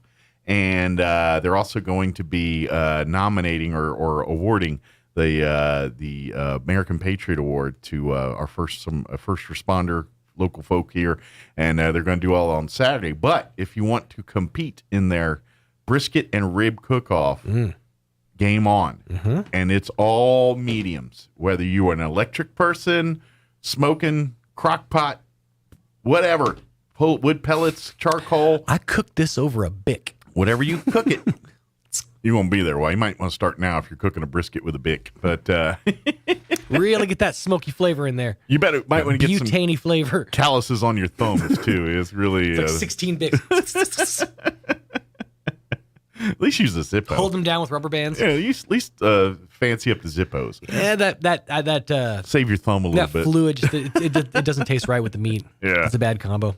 Butane really sets off the flavor. They got some butane related. But anyway, however you do it, they want you to sign up and come be a part of it. So we're gonna play that interview here in just a bit. I don't know why this reminded me of that. Well, because we're talking about cooking mediums. I heard a commercial yesterday on the radio, another station. Mm-hmm. The guy on the commercial, I swear to God, sounds just like Hank Hill. Oh, really? He's like, he just had that voice. Yeah. Are you looking for an opportunity? I'm like, Hank Hill? I was waiting for him to tell me the boy ain't right. Yeah. Well, and then after finishing, I finally finished, was it 6 episodes or 7? I remember the Beavis and Butthead. Oh, or they're new. I only have seen the first 3. Okay, there's 6 up there that I've watched. Nice. And so I've seen all 6 now. I know what I'm doing tonight. I've got plans. And you know what? We never finished A League of Their Own. It got too weird. So everything I saw in the trailer, it looks like they're trying to 2022 it up. They did. Like it's all woke. Well, it's not even. Yeah, there's a little bit of. But I wouldn't even call it woke. I think it's just in your face lesbianism. That's what it is. It started venturing away from the movie and the League of Their Own. In fairness, there was a lot of that in the original. They just weren't all up in your face about it. Well, it's very much in your face, and I'm like, you're taking away. I mean, to me, it takes away from the story. I know others will disagree with me, but I was like, no, I just don't want to see a bunch of love relationships between women. I want to see the baseball and the camaraderie and all that. And it went from that to that. And it's just like, so we never finished it. We got to a point and it was like, this is not entertaining anymore. I don't like it. So we stopped. It really does bring new meaning to the term dugout. Well, and it's one thing if it related to the story, but it seemed like it was just gratuitous. Like they were just throwing it at you at this point. I'm like, this could have been way better. You took something that could have been really good and just kind of shoehorned it in. Just you lazily threw this in to get a rise out of people, and I don't like that. But It's now, granted, I wasn't the target demo for this show, but it's sort of like how what happened with the show Roswell. This the reboot, this most recent one. Yeah, with the one that got canceled that they're showing last season of now. Yeah. I got about, I think, 2 episodes in. It was a pretty interesting series, and then right at the end of episode 2, they just shoehorn in this relationship, and like just out of nowhere, like, oh, I guess he's gay now, but like he's very gay. Yeah. And that became like the focus of the thing for the next like 3 episodes. I'm like, that's not what I'm here for. Right. Yeah. I mean, I understand, but message. They want to give messages, and I'm like, I don't want your message. I'm just trying to be entertained for an hour. But anyway, so we never finished it. Same reason I could never finish Queer as Folk. Who would have known? The L word. I just couldn't get through it. I don't know. Great story though. Great story. All right, it is 18 minutes after 8 o'clock. Let's get you up to date with the weather. I'm meteorologist Steve Hamilton with your Pecos Valley weather. Warm temperatures for the next few days, and the overall weather pattern looks pretty fair with high pressure parked overhead. Mid-90s for the afternoon high today and lots of sunshine. For the overnight, we're expecting clear skies, our low in the low to mid-60s, and then we're expecting low to mid-90s and more sunshine coming up on Wednesday. Very few changes for Thursday and Friday. That's your latest forecast. I'm meteorologist Steve Hamilton. Thank you, Steve. Currently 67 degrees here in Roswell. Humidity is at 66%. Winds currently out of the northeast at 3 miles per hour. Expect mid-90s. Well, if you like today's weather, we're going to get the same thing for the next 3 days.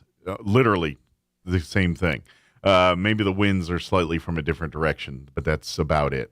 Sunny, high of 94 today. North winds at around 5 miles per hour, shifting to the southeast.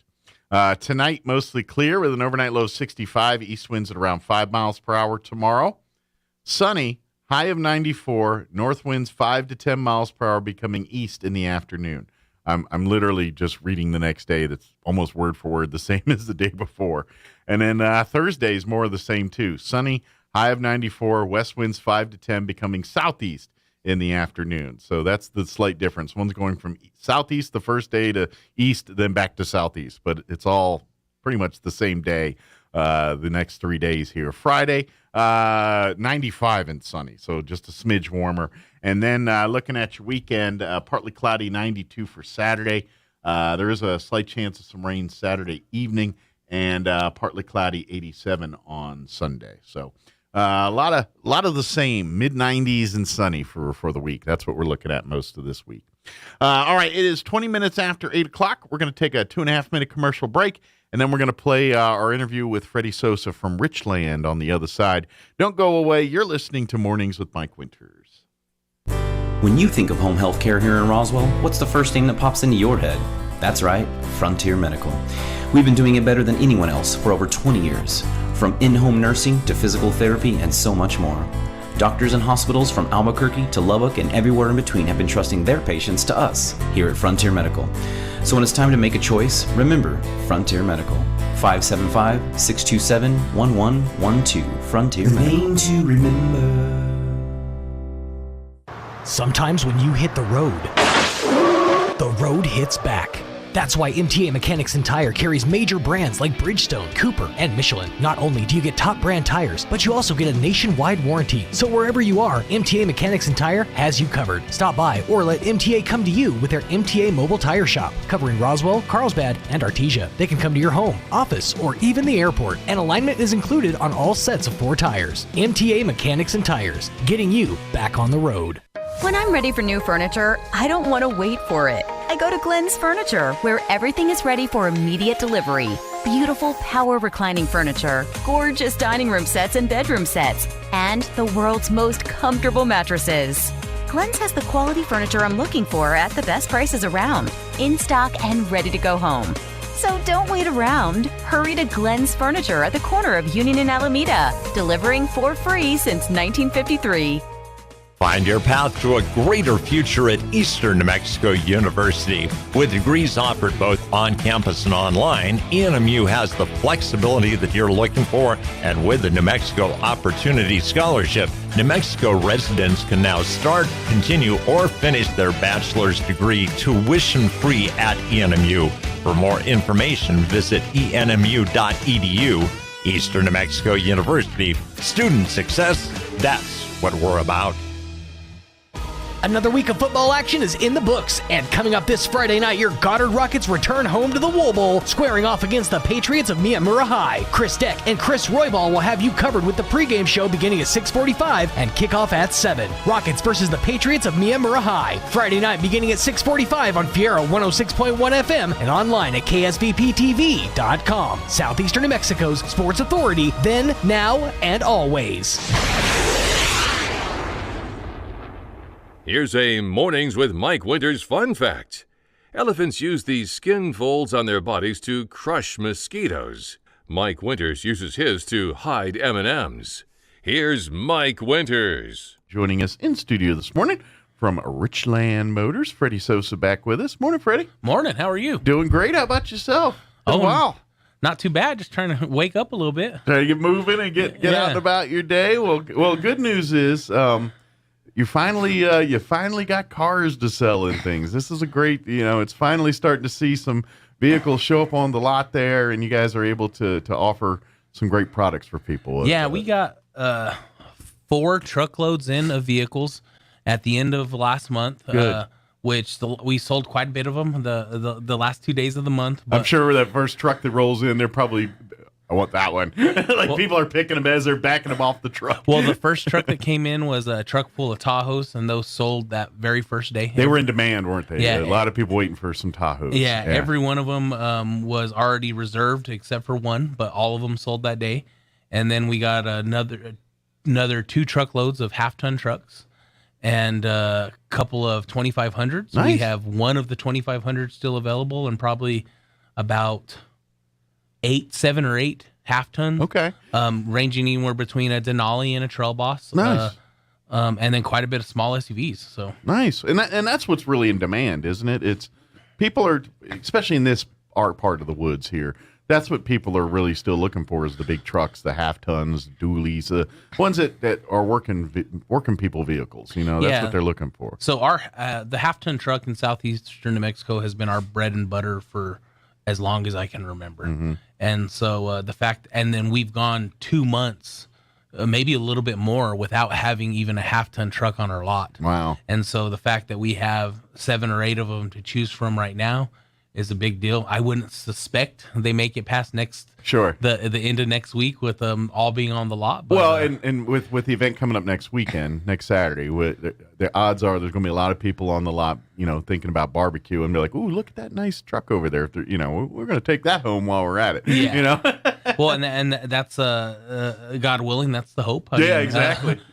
But come for the ribs and come stay for the trucks, kind of thing. Well, and when you prepare to do an event, especially at a dealership in these times, your fear is you're doing the event without having inventory to be able to sell whenever the event happens. Sure, yeah. So we've been planning the event for months, the barbecue cook-off next weekend, and the fact that we had some inventory hit to help be there for when we do that event is sure makes the event a lot more fun. Yeah, well, it makes it feel like it's for a reason. Yeah, absolutely. Yeah. So, of course, if you're looking for a new vehicle, you might want to come on down to Richland this week, today, and visit. But if you come back on September 10th, but if you're looking for a new or pre-owned vehicle right now, I wouldn't wait till the 10th. Get on down there now and start checking out the inventory and stuff. I mean, I'm not saying there won't be, but because of the world we live in, they've got some right now. While we know they're here, come on down and check them out. We're one of the very few dealerships in southeastern New Mexico or in New Mexico in general, who are not marking up our vehicles over the MSRP price on our new vehicles. Because supply and demand is really allowing that kind of stuff to go on because people are willing to pay it just to get it. And you guys are like, no, we're going to keep it. We're not going to price gouge people because we can. Yes. The hardest part that we deal with now is because we've been we do what we call relationship selling. So we assume everyone that buys a car from us is someone we know and our friends, and so the way we do things. And odds are that probably most of them are, because exactly. there is a reputation long enough time where people have been buying cars for years from you guys. So yeah, absolutely. And because we do stuff like that, putting a sense of urgency in some of our local customers has been a little bit difficult, but because people from out of town are calling every day trying to buy some of the inventory, because California, Colorado, all these big metro markets aren't getting some of the inventory selling faster. And so they call down here, and then the people are just shopping because everyone has a $10,000, $15,000, $20,000 markup on some of these 2500s and Yukons and Tahoes. And then they see yours. And then they see us, and so then they come. So our goal is to sell as much of these vehicles to our local customers in southeastern Mexico before the people from California and Colorado and all that come swooping in and taking them up. Yeah. Exactly. And so I appreciate you saying they probably won't be here next weekend for the event, because there's a good possibility they may not, because there is that type of urgency right now. And of course, no one wants it to be like this, but this is just the world we live in right now. When something shows up, you better take advantage of it, because there's no guarantee tomorrow. Yes. And unfortunately, that's just the world we live in right now. So I would love to say, all these trucks will be here next Saturday, but the reality is, if someone comes in today and says, I want them, that's what's going to happen. They're going to buy them. And that's how, Richland sells things and people buy things. That's how it works. And that's at the end of the day how it's going to work. But please come out this weekend if you're looking. Definitely do some. You can actually do some car shopping, walk around and walk the lot and look at some of the vehicles on the lot, and because there are vehicles on the lot to look at. So, but then again, bring once you get your ride, come on back next Saturday, enjoy some barbecue and show off your new ride, and of course, if you're looking for, they're going to do their best to make sure that lot is full next Saturday too. But I'm just saying, what you see here today may not be what's there next week. Exactly. For the every 2500 GMC 2500 Denali or AT4 has been reserved. Someone's put a deposit on or special ordered themselves for the last, I don't know, like almost 2 years. Yeah. And so I have a 2022 GMC 2500 AT4 that is available, and for the first time in a long time to get one of those that someone can actually come in and look at that isn't already reserved for somebody else is a big deal. Yeah. So I would be blown away if that truck didn't make it to tomorrow. Yeah. Well, and I'm kind of curious, because usually in when supply and demand's in good condition here, a lot of times you'll get a few special, usually vehicles that are higher end, or ones that are kind of the more like Corvette, for instance. Yes. You'll get a certain style Corvette or a certain style pickup or something like that's got the bigger engine and the big are you guys even remotely getting that kind of stuff? You're like, oh yeah, we're getting the new Vet coming in every once in a while. I mean, do you guys get that kind of stuff coming through, or is that day of bygone era right now? We haven't had a Vet that was just available to sell since the new Corvette came out. Gotcha. And so but as far as like the trucks, like that's all it really feels like sometimes that the manufacturers are making it for us, that high end stuff. Gotcha. Which is fine, because that's really what's in demand people the want. most. Yeah. And so one of those truckloads that came in at the end of the month last month was 6 1500 Denali's. Oh wow. And so again, that's the type of vehicle people are sought out for. And same thing with that Chevy Trail Boss. And we got 7 of those in at the end of the month, only 2 of those left. Yeah. And so all the stuff that is in high demand is the stuff that we got. And I know, just because my father-in-law, he's got he just actually got the new Tahoe, but he had a newer Denali before that. And I can see why, to be honest, they're a lot nicer than like a Corvette and everything. Yeah, it's going to turn heads and all that, but the features and luxury that's in like these Denalis and Tahoes and things, I'm sorry, I'd rather have that than someone saying, "You look cool in that Corvette." It's like, yeah, but look how much room I got. I got a screen that's the size of Montana in here. You know, I think I'd rather have that than say, "Yeah, you're cool." I can't fit in it though because I'm too big. You know, but you know what I'm saying? You're 100% right. Yeah. And then the technology in this new stuff that's coming out. Yeah. General Motors kind of maybe felt a little bit behind for years past with what other brands had been putting out. But yeah. General Motors came out with some of the nicest stuff I've ever seen in some of these new trucks and these new Tahoes and Yukons. It's kind of like, I don't know if people have seen the commercial, I believe it's for one of the Chevy pickups, where the guy's picking up his girlfriend mountain biking. Yeah. And he's like, you know, let me in, and they're all covered in mud. And he's like, I'd let you guys. My truck was nice. It was, you know, kind of, but really these trucks and these SUVs are literally like, pardon the pun here, but like Cadillacs inside, you know, Yes. that's kind of what they're like now. And so, yeah, they still can do all the hard work, but you're like, dude, it's too nice in here to be throwing lumber and stuff. Well, and you got to think about it. A lot of people in this area of New Mexico work in the oil field or whatever it is they do. They live out of their truck. And so That's like true. they spend 75-80% of their day inside that truck. Sure. And so make it nice. Why wouldn't you want it nice? Yeah, heck yeah. It's like, oh, wait a minute. Yeah, I'd like the heated seats or the air conditioned seats or the cup holder that keeps my drink cold or all the other features that they got. Well, and I get into one of the new GMC AT4Xs, that just, a brand new vehicle that just came out, and sitting there, and the salesman goes in there and plays on the screen, and then I'm in the passenger seat. And all of a sudden, the seat starts massaging my back. And I was like, how much nicer are you trying to get me to fall asleep? Right. But, like, I mean, that's some of the technology that's in some of this high-end stuff. That's cool. Now. Yeah. The car needs to buy you a drink first. Yeah, exactly. But definitely, if you're in the market for a vehicle, please come out this weekend to Richland. Come out today. Come see the selection of vehicles. But we'd love for you to come back next Saturday because, obviously the 9/11 weekend's coming up next weekend as we all remember what happened on that day. But we've turned it into a day where we really remind ourselves to honor and appreciate our first responders and stuff. And that's exactly what Richland's doing next Saturday, September 10th. And the fun way about it is we all come and, you know, we barbecuing is a braggart's game.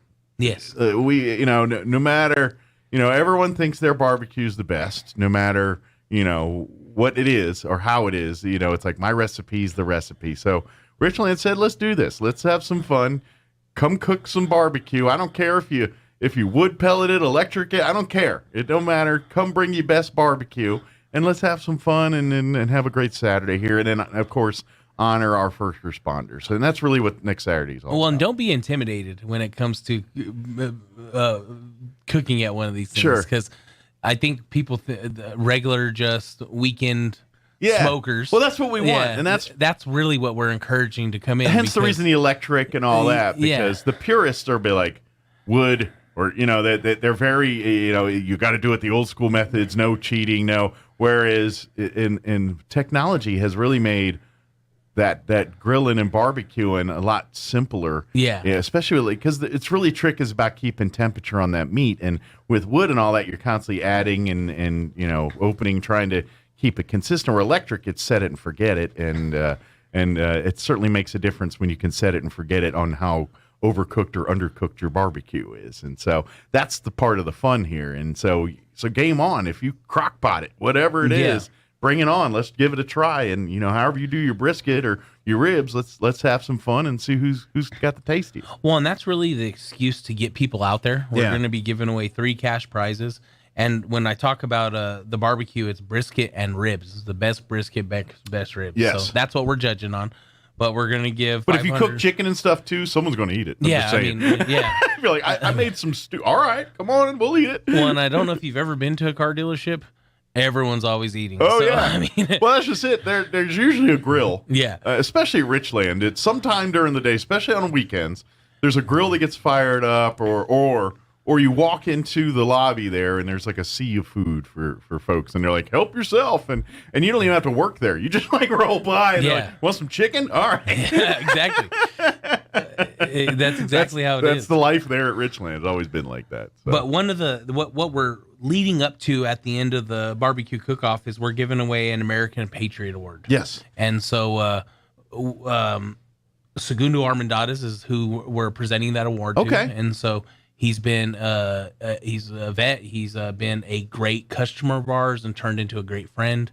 And after many nominations, he was who they decided to pick. The public has chosen. At the end of the cook-off, we're going to be honoring him with the American Patriot Award. Oh, nice! And no matter how much I like smoked meat, what's more important is honoring this gentleman. Absolutely, yeah. And really, that's what we this weekend's about when we think of 9/11 and think of that day, but. The brave men and women that were rushing towards the explosion and the fire and all that, and so we honor those people that do this every day, like this gentleman has done, yes. and served his nation and do those things. So the thing is, there's a bunch of others just like him that deserve an award like this too. But so come out and celebrate with us, and we'd love to even see our vets and first responders and stuff. Come on out and enjoy some barbecue here and just celebrate with us. Come and celebrate with us. If you got nothing to do next Saturday, I promise you it'll at least be a good time. Yeah, you'll at least come away full. Yeah. How many do you? I know. Have you had a few people sign up and kind of come and get you? Like they're teasing a little bit about what they're wanting to do for their rib or their brisket. Yeah, submissions? I feel like we have about half a dozen people currently signed up. And normally, what happens when we do something like this? They all register to the last. Oh yeah, 2 days. So, come Thursday, Friday next week. They're all going to be like, "Dude, I want in," and that's what's going to happen. So you can come down to Richland and register. Clarissa Gonzalez is our marketing manager. She's accepting all of the registrations for that. You can also get onto our website, rlchevrolet.com, and register there. Yeah, there's if you click on the About Us tab, you click that to enter, and you'll find the entry for the barbecue competition there. And like I said, it's open to anybody that wants to cook barbecue. And like you said, there's no restrictions. Whether you do it on a wood smoker, pellet smoker, charcoal, electric, crock pot, whatever you do to put heat on the meat, it's game on. Do whatever you got to do. So because I know people like brisket's one of those things, for folks that are, because brisket is very popular in Jewish culture along with Texas barbecue culture. Yeah. So how it's cooked in Jewish cultures is a little bit different. Yes. So I'd love to see that. I'd like to see the Jewish oven cooked brisket versus the mesquite cooked barbecue brisket and do a compare and contrast. And I bet you're going to find they're both different, but both really good. Well, and that's how I grew up eating brisket, was oven cooked, oven baked, and oven roasted, whatever. Well, and that's just it. And brisket's turned into an expensive meat now, weirdly enough, because for folks in the meat world, the brisket's like the garbage cut of meat compared to other parts of the cow. It's right on the front there, and it's considered the toughest piece of meat in all of the cow there. That's why low and slow on it. But now that people are like, now it's got a demand for it, and they're like, oh, give me some of that. And so I don't know, maybe porterhouse or something farther back into the cow is going to be a little cheaper now. Yeah, right. But yeah, come on out, and then ribs, game on. Ribs. A lot of people talk ribs. I'm going to tell you, this is just from my judging experience. If you cook ribs so tender that they fall off the bone in competition cooking, now I'm not talking this is Richland, because Richland's game on. You all do how you do. But if in competition cooking, that's considered overcooked. Yeah. And so you don't want that. But you do you. If you like that, then you cook it and bring it on. And some people love it. But if you're going for like Kansas City barbecue, like those guys you see on TV, they're gonna shoot you down. But not at Richland. Richland's like, no, you do you, bring what you brought kind of thing. Kind of like when they do those races, run what you brung kind of thing. Yeah. Same thing here with the barbecue. It's cook what you can, cook what you know, and do you. Well, and I like when you can pull the rib bone right out of the meat. Yeah, some people and make your own McRib. So. Yeah, there you go. And in certain moods, I'm liking that too. It all depends on where I'm at and how I'm doing it. But Yeah. Come on. Now, what's the rule on sides? Are people doing sides, doing hands? I know you're only judging meat, but like if someone's like, I also made this delicious potato salad to pair with my. Well, I promise you'll get 8. I got some ranch beans to go with these ribs. You're not going to get disqualified for sides, I promise. Hey, you can do whatever you got to do to sway the judges. And if you really want to go crazy, do some desserts. Right? Well, we're going into those months as the winter starts rolling in and fall. That's one of the crazy things about the dealership life is all of our customers who bake just constantly bring over baked goods. Nice. So we're about to go into dessert season at the dealership real soon. So now I just thought of another thing. Like, what if people are like, because you think of barbecue competition and they give you a plate with ribs or plate with brisket, but I'm like, what if I just make a brisket dish? Does that count? Like if I'm making a dish with brisket, like say brisket, I don't know, enchiladas or something like that. I think for purposes of the contest and judging, it's good. It's got to just be the brisket. meat. Yeah. Gotcha. So, okay. I was just checking. Yeah. Now I'm not a judge. Right. So, but if I had to guess, because I have a tendency to watch a lot of barbecue competitions. I'm just saying on there's the a lot TV of screen. things you can make with brisket. Yeah, exactly. So just from what I've noticed about judging, I suspect it's only on the meat. Yes. But hey, if you want to say, here's the meat, but I also did a little brisket enchilada or a brisket, something. Brisket omelet. Oh, yeah. All of it sounds good. I mean, rib is, you got to stick to rib. Once it comes off the rib, then it's something. But, brisket, you go anywhere with that stuff. So, but please, that's all happening next Saturday. What time's everything getting underway out at the dealership there? We assume everyone will start early when it comes to setting up. Sure. Especially if you're going to do low and slow on your brisket and you're actually going to do wood or smoke or any of those. Usually it takes about 10, 11 hours on a smoke time. And so you'll be able to get there to set up early. Or most people may start at home and then you finish it up out there. Yeah. The judging will happen at 4 p.m. and then, I believe 4 or 5 we're going to be giving the award, and then the judging happens right after we give the award. Okay, cool, good deal, excellent. So, who's your who drew the short straws to become judges? I haven't asked Clarissa, but if you want your name on the list, Mike, as far as a judge, let if me you know. need one, I'm always maybe I can food. slip you in. I'm always if you need someone to food, but always it's a lot of fun, and please enter. Come have fun. It's not like if you always want to do this stuff, but you don't want, you're kind of intimidated by all the seriousness of barbecue competition stuff. Just come out, make your thing, and come and have some fun with us here and have a good time. That's what it's all about. Sure, there's going to be people talking, my brisket's this and all, but it's all fun. It's just coming out, celebrating, having a fun American, Well, it's our first one. Labor Day type weekend, event. If this turns out great, it's something we'd like to do every year. Tradition. So, yeah. Yeah. So please come out, help us honor our first responders, come and enjoy barbecue, come and have a good time. And like I said, if you're looking for a great vehicle, now's a good time to come by Richland. Come check out the inventory there at the lot. You can go to rlchevrolet.com and also see it. But once you get there and want to, kick the tires and smell the car and do all that stuff, you can come on down to the lot and do that. Don't forget, ordering is still the way to go. If you're wanting something very specific on new cars, it's still come talk to any of the staff there, and they can sit you down and pick your color, pick your trim, pick your tires, pick everything you want. And then order that vehicle, and then when it gets here, it gets here. Well, for years as salesmen coming up in the business, right, we teach them, hey, if you want to have a good book of business, you need to get people ordering cars so that way you constantly have a flow. Well, this is the absolute most ordered units I've ever seen for customers, because it's kind of the only way they can get cars. Yeah. Now, unfortunately, sometimes it's a longer wait than what they would like.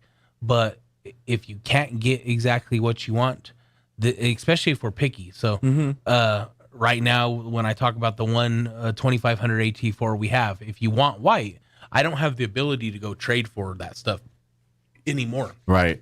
It's just not there. Yeah, dealerships will not give up inventory. So if you show up and don't like the inventory sit on our lot, let us talk to you about building our car. We have an inventory manager named John Kaheen. He's great when it comes to sitting down and explain to you how we can get vehicles picked up based off of the way General Motors is letting us build them right now. Good deal. So if you sit down and got a little bit of time, we'd be happy to do that with you too. Absolutely. And it's kind of a little bit more special because now everything in that car is because what you wanted and what you pay. I mean, how often do we get a new car and everything in the new car is what we decided? You know, a lot of times we get a new car, pre-COVID, certainly, like, oh, that's what's on the lot. Yeah. I love this car, but I wish it was a different shade of blue, or I wish it was these wheels instead of these. Now you're like, no, I want this shade of blue. I want these alloy wheels. I want this size engine. I want this kind of dash and leather, and, you do all that. Well, and with technology the way it is, when you sit down with one of my salesmen, they can build it on the General Motors website, and you even get an idea of what it looks like before it comes in. When you say, I want these wheels, it puts those wheels on the car while you build it. Yeah, you get to see basically a computerized version of your car. Yeah, and so like technology has grown so much that the guesswork of ordering a car is no longer there. Yeah, you know what you're getting before it ever gets there. Yep. All you wait for is the new car smell when it rolls off the truck here when it comes in. So yeah, if you're wanting something specific and like it, please come on by, talk to the folks there. Come out next Saturday and have some barbecue. And when you're done, go wash up your face and hands, and then go talk like you said, talk to the staff there and let them start picking your car out and doing, maybe go to the rlchevrolet.com and kind of maybe look at some of the options and see what's available. And then kind of when you kind of figure out what you want, come on down, talk to the staff, and then let them build.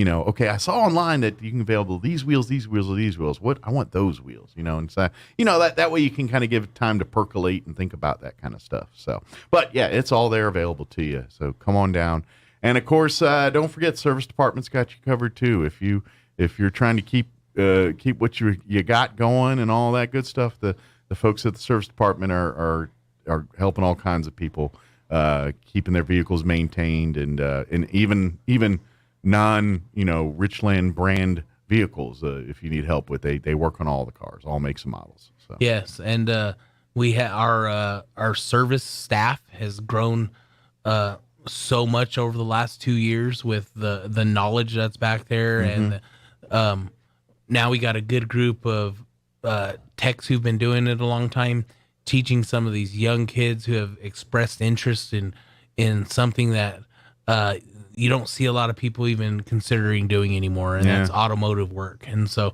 we got a good group of young guys now that's coming up that's just being taught the right way. Good. And that's exciting for me. Absolutely. Well, and let's face it, those young men and women that are doing that, they're the next generation, but they're going to be doing pretty well because, again, kids, you're always looking for futures and things, jobs in automotive career. If you're a certified mechanic with all the licensures and all that training and stuff, the world's your oyster, man. You can make a good living and support your family with those jobs. And we're always looking for more service staff when it comes to technicians.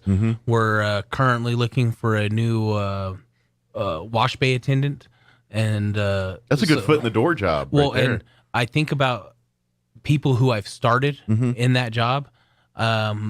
I have a salesman who started as a wash bay and is one of our top sales guys now. I have another gentleman who I hired a couple years ago who expressed interest of saying, hey, I really think I'd be good at working on cars. And now he's a tech and working his way up to take bigger and more jobs. That's and great. Just having that willingness to learn and say, hey, I really think I can do more if I'm given the opportunity. And that's what we encourage you. I mean, this may be where you start, but I promise you this may not be where you end. Absolutely. Yeah. I mean, you could one day, you just get a job tomorrow as the car wash attendant. And who knows, after several years of working stuff, you're in management. I started in the parts department. Yeah, but say, you've worked your way up over the years there too. You just didn't roll in, being manager of everything. You got there. You worked your way there. Started in parts, worked my way to sales, and then just they've always talked since the very beginning of, hey, this is somewhere we'll let you grow if you're willing to work hard. And so all we're looking for is people who are willing to work hard, and we'll give you opportunities. Absolutely. Yeah. So come apply, and then come on down. Like I said, come out this weekend, check out the inventory that's on the lot here. If you're looking to buy, And, of course, don't forget next Saturday, September 10th, is the big Richland Barbecue Cook-Off and celebration of the American Patriot Award. And that'll all be happening all day Saturday. Come on out. Probably later in the afternoon to get in on the food and, of course, the award and stuff. But come on out anytime during the day. Come and walk the lot, check out the cars, talk with the barbecue folks, and who knows, see how many samples you can get off of them. Well, we'll have the cornhole boards out. We'll have music playing. So even if you're just waiting for the food, I promise you'll be entertained. Think of it as a backyard picnic on a Saturday afternoon at Richland next Saturday. Exactly. So, yeah. Good deal. Did we get it all, Freddie? Anything we missed? I mean, I can stay here with you all day, Mike. So I assume this is good for the time given. Of course, they may get mad because he's got work to do back at the office now. He's got a few cars to sell, but absolutely. But yeah, come on down and this is true with Richland. Just whether you're at the GM store, the Dodge store, wherever, they really do. Their customers are like family. You just walk in, you know. They're here to help you. Sit down in a chair and shoot the breeze for a little bit and let them talk. I don't know how many times that people just come in and talk, you know what I mean? And that's your customer base. That's, you know, it is that family-like atmosphere. Come be a part of that family and ride for the brand. Well, and if you don't like that high-pressure selling you see at other places, it's not what we do. Right. So we're real laid back. We assume everyone's educated to make these type of big decisions. We're just going to help you get there. Absolutely. And if you need, you know, help, you know, you don't know, that's it. They'll be happy to walk you through that process and kind of, you know, give you a legit, not the sales spiel, but just, you know, hey, this is what you need to look at, you know, especially your first time buyers or things like that. I know you work and help out new buyers as well as veteran buyers. Exactly. They help them all out. So good deal. Well, thank you, sir. Appreciate the you, visit. buddy. We'll let you get back to the office and stomp out a few fires there, and we'll see you here next weekend. Okay? Yeah, and I'll let you know if I get an open spot judging that smoked meat. All right. Thank you, buddy. I'm here to eat your meat, man. All right. Thank you, buddy. I'm here to eat your meat, man. All right. It is 7:54. Now for your Pecos Valley News Update, I'm Jared Cirillo. Artesia police are asking for some help in finding a tree vandal. Over the past 2 years, APD says there's been more than $30,000 in damage done to the city's First Street Greenway project. That project has more than 350 trees that were planted as an entry point to downtown Artesia. The entire project was made possible through a combination of private donations and public grants. It's maintained by Artesia Main Street and the city. And the Artesia Public Library is spreading the word that September is National Library Card Sign-Up Month.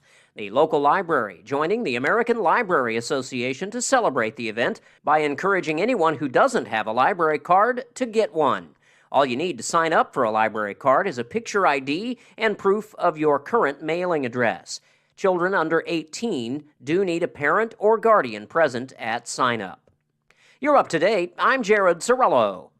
With the Wall Street Business Report, I'm Bill Alexander. OPEC and allied oil-producing countries, including Russia, made a small trim in their supplies to the global economy on Monday, underlining their unhappiness as recession fears helped to drive down crude prices, along with the cost of gasoline. The decision for October rolls back a mostly symbolic increase of 100,000 barrels per day in September. It follows a statement last month from Saudi Arabia's energy minister that the OPEC coalition could reduce output at any time. Officials say that most of Jackson, Mississippi should have running water soon, though residents are still advised not to drink straight from the tap.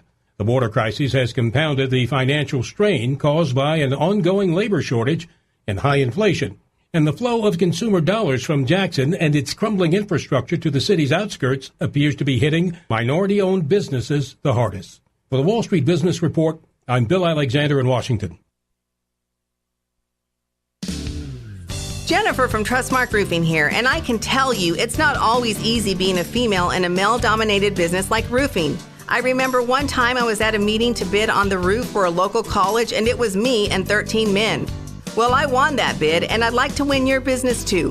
My dad was a contractor, and I've been around building and roofing my whole life. I'm licensed and bonded, and I've forgotten more about roofing than most roofers ever knew in the first place. But what really sets Trustmark apart is an obsessive attention to detail that ensures that everything goes smoothly the first time. I promise we will treat you right with respect and we will make you happy.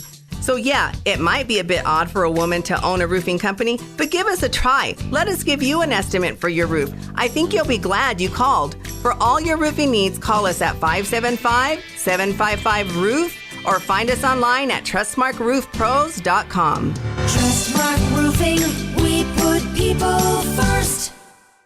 Oasis Computers has been Roswell's trusted source for home and small business computers for over 30 years, and they continue to be your best resource for computer repairs, operating system upgrades, web root managed, antivirus, special orders, and more. Oasis Computers is now open from 8 to 1, Monday through Friday to better serve you. Service calls by appointments and after-hour appointments are available too. Stop by Oasis Computers at 1703 North Garden or call or text 575-625-9141 for even faster service.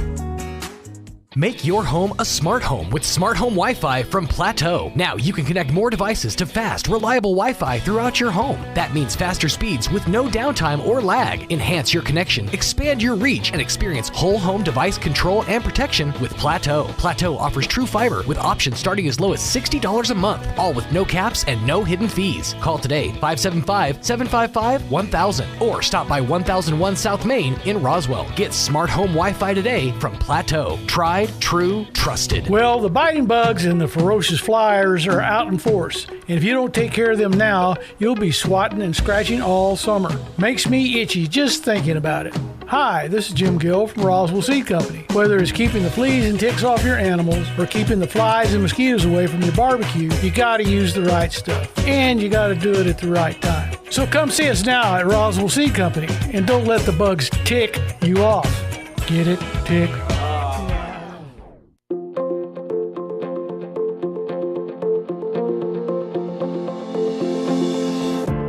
Happiness isn't about getting what you want all the time.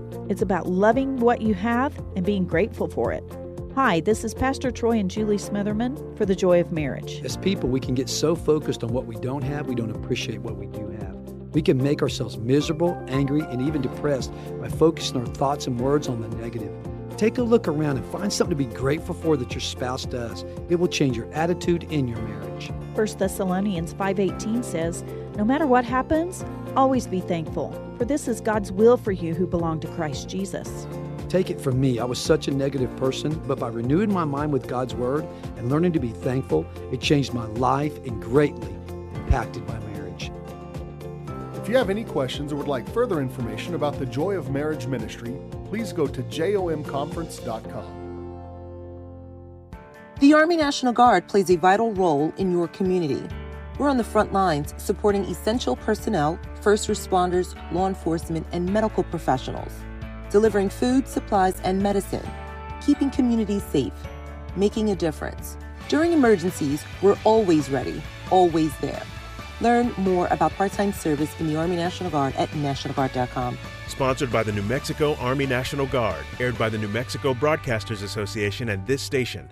The season roars on for your Roswell Coyotes, and coming up this Friday night, your Coyotes are back on the road, headed to Los Lunas to take on the Tigers. 106.5 Roswell's Talk FM will have full coverage of the game. Join Art Sandoval and Kelly McDonald for the pregame show at 6:45 and kickoff at 7, with audio-only coverage available at ksvptv.com. Coyotes versus the Tigers of Los Lunas, Friday at 6:45 on 106.5 Roswell's Talk FM, with audio-only coverage online at ksvptv.com. Clyde Lewis and Ground Zero is now in Roswell on 106.5 FM, KEND Roswell. Disappeared 4 days ago while out for an early morning jog near the University of Memphis. A suspect, 38-year-old Cleotha Abston, had a brief court appearance a short time ago. A public defender has been appointed to represent him after he told the court that he could not afford an attorney. Another court session scheduled tomorrow. In the meantime, the suspect remains behind bars. Federal judge has dealt a blow to the Justice Department by authorizing appointment of a neutral third party to review materials seized by the FBI in the Mar-a-Lago raid. But correspondent Eric Tucker says this may not be the final word on the matter. It is unclear to what extent this decision is going to last, because it is safe to believe that the Justice Department is likely to appeal to a federal appeals court to seek an immediate review or overturn of this judge's decision, because this decision could have significant implications or ramifications for the Justice Department's work. So it's safe to believe that they're going to want another set of eyes on this decision before it really takes hold. Liz Truss is Britain's new prime minister, taking over from Boris Johnson. What to expect under the new leader? BBC's Rob Watson. Based on the past, I think you will see Liz Truss and her government take a very hard line on President Putin and be very strongly supportive of Ukraine. That is popular here politically, across the parties, popular in the country. And in terms of that other huge issue with the European Union, I suspect if the past is anything to go by, relations will continue to be very, very difficult. Watching Wall Street, stocks are mixed at the moment. Right now, the Dow is up 44 points, so the Nasdaq Composite Index down 22, the S&P 6 points higher. More on these stories at townhall.com.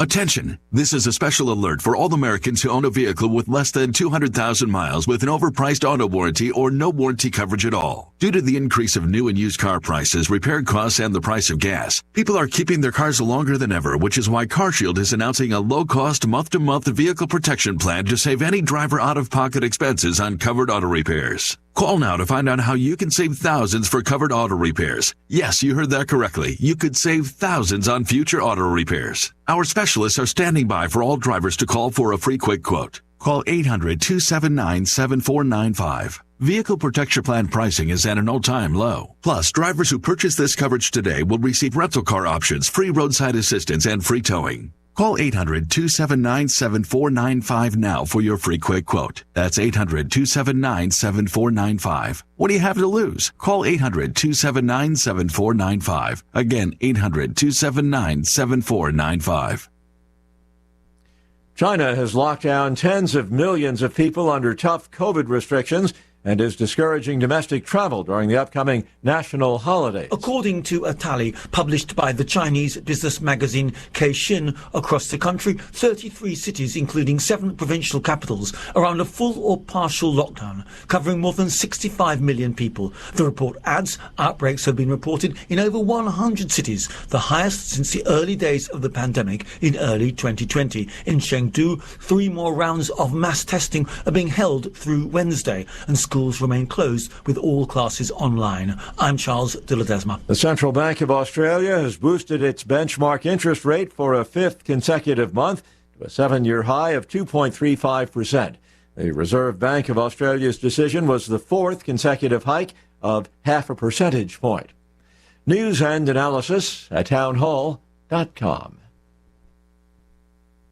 A Moscow court convicts a former journalist of treason, sentencing him to 22 years in a maximum security prison. The ruling Monday concluded a trial that had been widely seen as politically motivated. The sentence handed to Ivan Safronov is among the harshest moves against Russian independent journalists and Kremlin critics who have faced mounting pressure in recent years. Safronov worked as a defense and space reporter for a decade before becoming an advisor to the head of the Russian space corporation Roscosmos.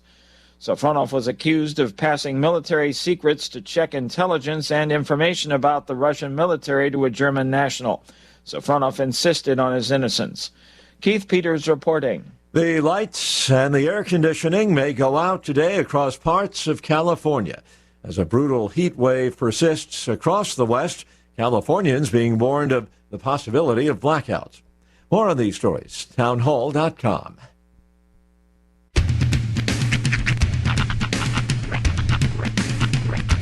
What in the wide, wide world of sports is going on here? I promise you, whatever scum did this, not one man in this force will rest for 1 minute until he's behind bars. Now let's grab a bite to eat. Yeah, come on. I feel the hot wind on my shoulder and the touch of a world that is older. I hit the switch and check the number. I leave it on and then I slumber. I hear the rhythm ringing through it. Flamenco guitar and cumbia music. I hear the talking of the DJ. The travel and what does he say? I'm on a Mexican radio. I'm on a Mexican world radio. Broadcast Broadcasting live from high atop the J.P. White Building in downtown Roswell, New Mexico. It's Mornings with Mike Winters on 106.5 Roswell's Talk FM. Is that what I sound like when I talk? Now, here's your host, Mike Winters. And good morning. It is 6 minutes after 9 o'clock.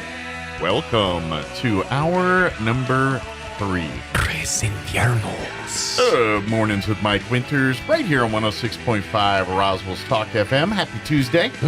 Welcome back. 4-day work week. That's right. Look at it that way. Smooth sailing into it. Feels, smells, walks, and talks like a Monday, but it's not. And now that unofficial, start of fall is out of the way, you know, we're just a few days away from the most wonderful time of the year. Yeah. Long sleeve t-shirt season. I actually wore one around the house. Was it Saturday? One of the days I did around the house. Not Sunday. It was Saturday, I think. Yeah. I went and did a load of laundry, and in that load of laundry was 3 or 4 long sleeve t-shirts. I'm like, oh, it's coming. It's coming soon. That's right. Pick out my favorites, get them all ready.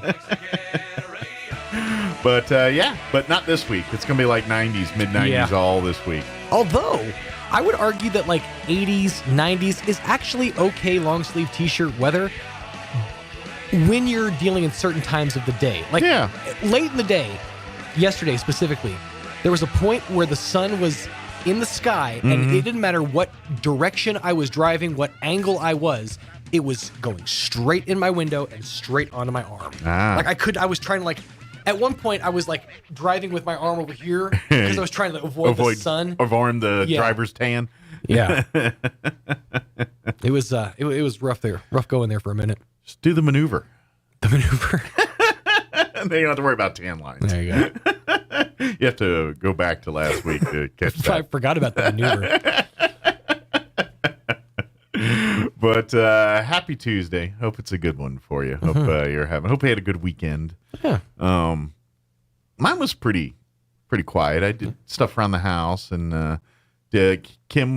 We did our fantasy football draft Sunday night over at a friend's house, and you said that Kim did one too? Kim didn't participate in the draft, but she did get out of the house and come and hang and be social for a little bit. Awesome. And hung out for a few hours while she sat and visited. And a little step close to normalcy, which is awesome. Well, next week I'll have a lot clearer picture. We got to get a CT scan done on my wife, beginning of next week, Monday, and then next Friday we go to El Paso to visit her surgeon. Right. And based off that CT scan, they'll determine when she can go back to work, when she can start driving a car again, when she can start doing normal life things again. And that's Friday.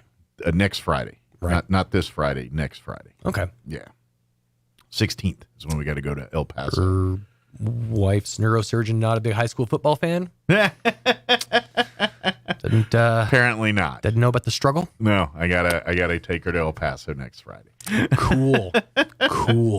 I think it's just a 1-day deal. Sure. We're gonna have an appointment at 11 and then one at 1. And the neurosurgeon's at 11, and then she's got a hematologist, blood doctor appointment at 1 up there. And that's more trying to determine causes and things. And so they did. So that's what we're going. But I'll know a lot more next Friday. Okay. When she goes and sees the doctors there. Hopefully. Oh, I'm sure she's eager. I'm hoping it's like our last trip to El Paso. Right. I think after this we can get everything done here. I know how Kim functions. I imagine she's just got to be chomping at the bit to get back to. She's starting to feel normal, which is good.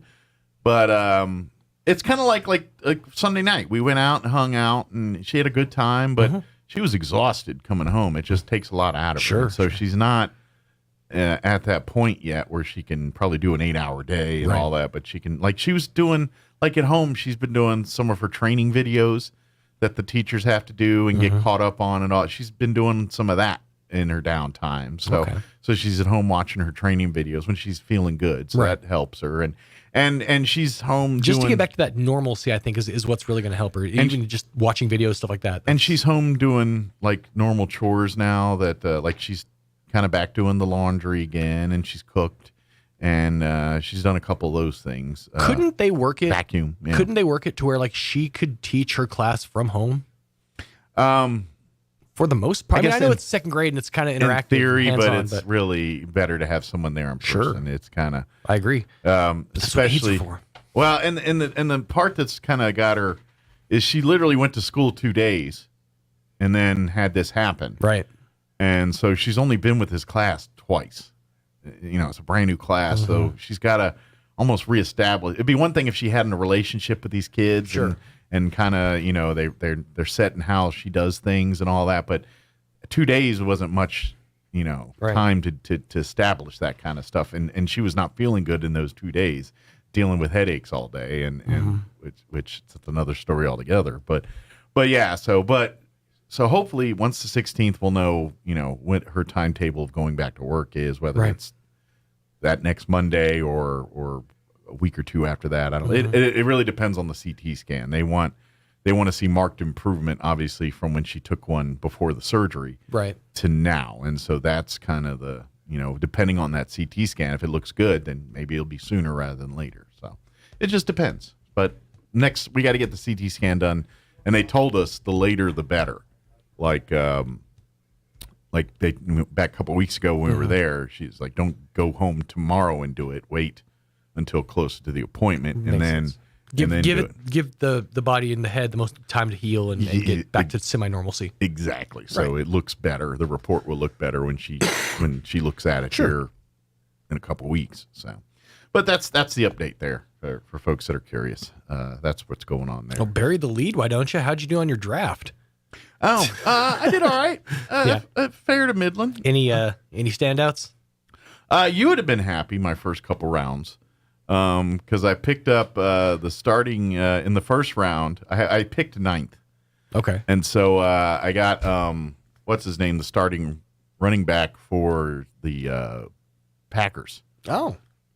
And then my second round pick was Devontae Adams, who is now a wide receiver for the Raiders. Mm-hmm. But prior to that, he was big stud with the Packers. Mm-hmm. So you should be happy because I went Packer heavy the first 2 rounds of the draft. Who's your quarterback? My quarterback is Lamar Jackson of the Baltimore Ravens. And then I went on a bit of a gamble for my backup. Yeah. I drafted Baker Mayfield as my backup. Wow, that's a bit of a gamble. Well, he's now the starter in Carolina. Mm-hmm. And is a man with a huge chip on his shoulder after what happened to him in Cleveland. It could be a busto, but it could be he might go out there and light the world up because he's angry. That's true. He's got either way. I'm not relying on him because he's my backup. But if he does light the world up, one of my opponents can't get him, and I've got him sitting on my bench, and I can move him into my starter if he starts getting. But usually Lamar Jackson's a fan. Well, there's going to be at least 1 week where you're going to have to use him. Yeah. But Lamar's generally, barring he doesn't get hurt, he's usually a fantasy football stud. Because he runs a lot and gets a lot of touchdowns that way. So he gets a lot more points sometimes than some traditional quarterbacks do. So I kind of want him there. But you're the thinking man's fantasy player. Well, I'm all about getting points, and how they get the points is, sure. It's kind of like in our, I'm getting really nerdy here, but on our particular fantasy football league, you know how typically you'll draft a team defense? Well, we do that, but we also have 2 defensive players we pick. So you pick any defensive players in the league, and you get 2 of them, and you get their points, and they get points based off tackles, sacks, interceptions. Thing is, the guys that get like multiple digit sacks each year generally don't have huge numbers in tackles. They're defensive linemen. They're getting to the quarterback. So they get a lot of sacks and things, but they not necessarily get. So really the best, just pro tip for you fantasy football, generally speaking, the best players to pick up are linebackers because although they don't get as many picks and INT or picks and sacks, but they're more consistent. But they get more tackles. So, and they'll get a little bit of each usually. Like a good linebacker will have a sack or 2 and a couple picks. But then they lead the team in tackles, especially or a Mike linebacker. Generally, those are the people that lead the league or lead your team in tackles. Your linebackers because they're the ones doing most of the tackling. Therefore, they get more points than. So I know it's real sexy to pick like the biggest, baddest defensive lineman out there who gets 13 sacks a season, but he only gets a percentage of the tackles. So in a fantasy point scoring scenario, he's probably making a much bigger paycheck than the linebacker, but the linebackers are getting you more points. Right. So, they're the workhorses. It's the same logic. Makes sense. Quarterback. So there's your fantasy football lesson for today.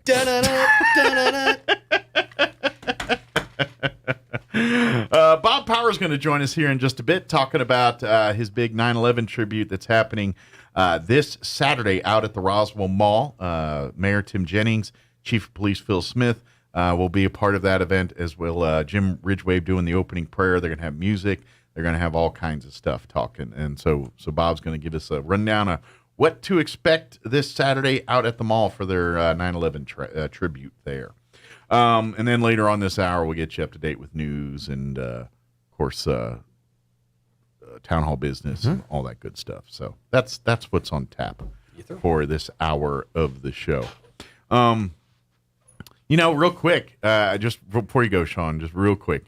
I just saw online. Now, I know most people don't care about this, but this is part of my childhood. So it was I grew up listening to Howard Stern. I grew up probably since 87-ish time frame was when I've been listening to him, and probably even a little earlier than that. But I growing up listening, and then of course listened. I haven't listened in years, but for many years I did. But Howard Stern's dad was like a staple on that show, and he used to do. Matter of fact, have you ever seen the movie Private Parts? Yeah.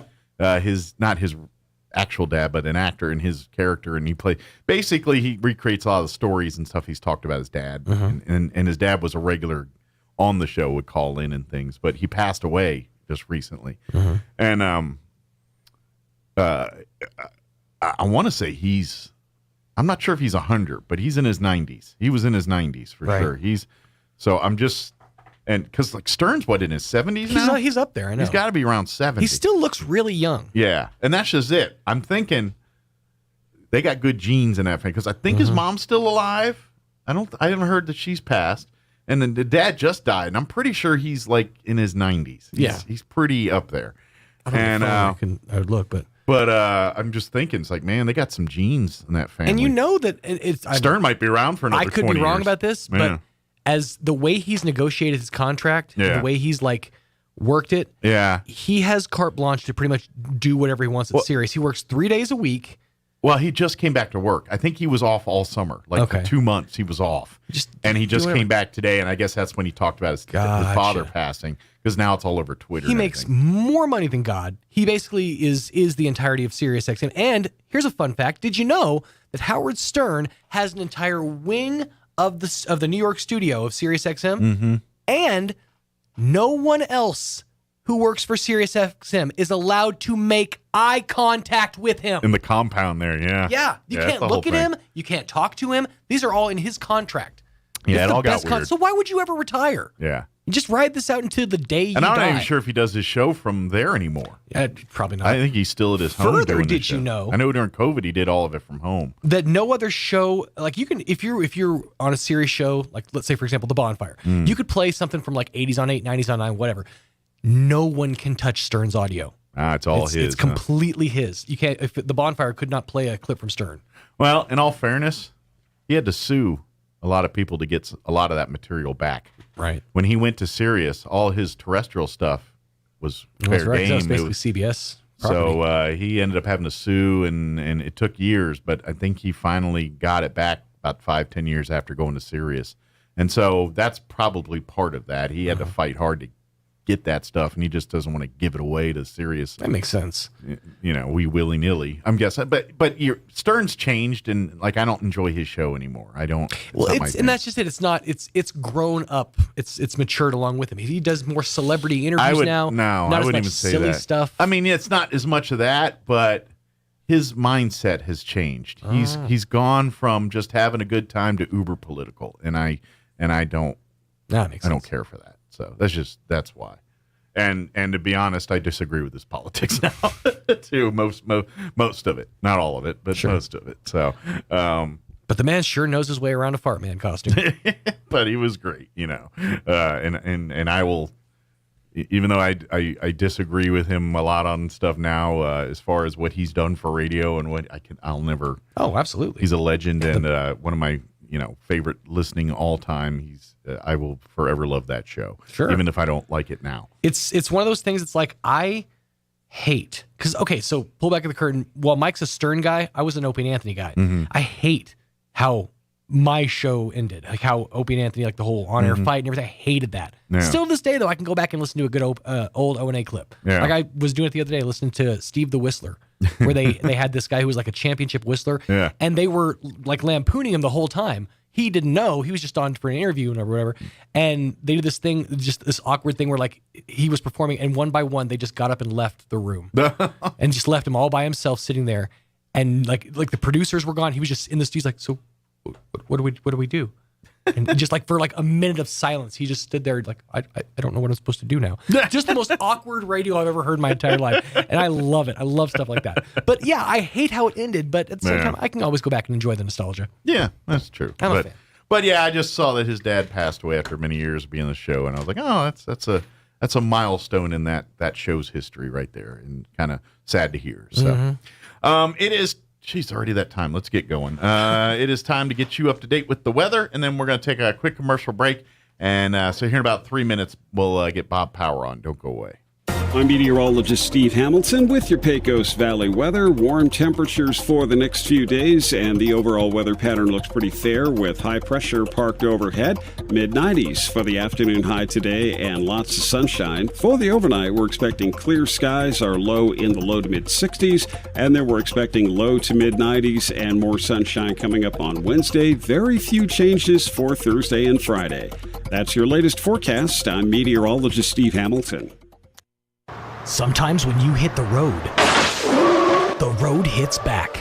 That's why MTA Mechanics and Tire carries major brands like Bridgestone, Cooper, and Michelin. Not only do you get top brand tires, but you also get a nationwide warranty. So wherever you are, MTA Mechanics and Tire has you covered. Stop by or let MTA come to you with their MTA Mobile Tire Shop, covering Roswell, Carlsbad, and Artesia. They can come to your home, office, or even the airport, and alignment is included on all sets of 4 tires. MTA Mechanics and Tires, getting you back on the road. Make your home a smart home with Smart Home Wi-Fi from Plateau. Now you can connect more devices to fast, reliable Wi-Fi throughout your home. That means faster speeds with no downtime or lag. Enhance your connection, expand your reach, and experience whole home device control and protection with Plateau. Plateau offers true fiber with options starting as low as $60 a month, all with no caps and no hidden fees. Call today 575-755-1000 or stop by 1001 South Main in Roswell. Get smart home Wi-Fi today from Plateau. Tried, true, trusted.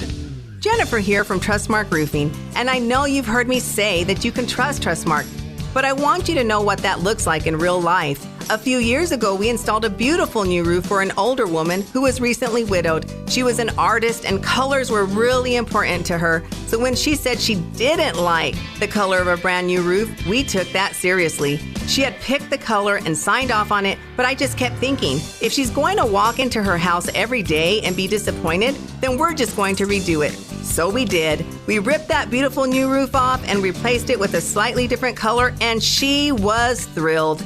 Yes, it cost us quite a bit of money to make her happy, but I want you to know you can trust Trustmark to make it exactly right every time. If you have any roofing needs, call us at 575-755-ROOF or find us online at trustmarkroofpros.com. Trustmark Roofing, we put people first. La Guardia Nacional del Ejército de Nuevo México saluda a la clase de graduación de 2020. Reconocemos todo tu arduo trabajo y la resistencia que has demostrado durante este tiempo histórico para nuestro país. Puedes ser un líder en tu comunidad como soldado en la Guardia Nacional. Más informes sobre los beneficios del servicio a tiempo parcial en nationalguard.com. Patrocinado por la Guardia Nacional del Ejército de Nuevo México y transmitido por New Mexico Broadcasters Association y esta estación. Here's a Mornings with Mike Winters fun fact. U-Haul is the world's largest advertiser in the Yellow Pages.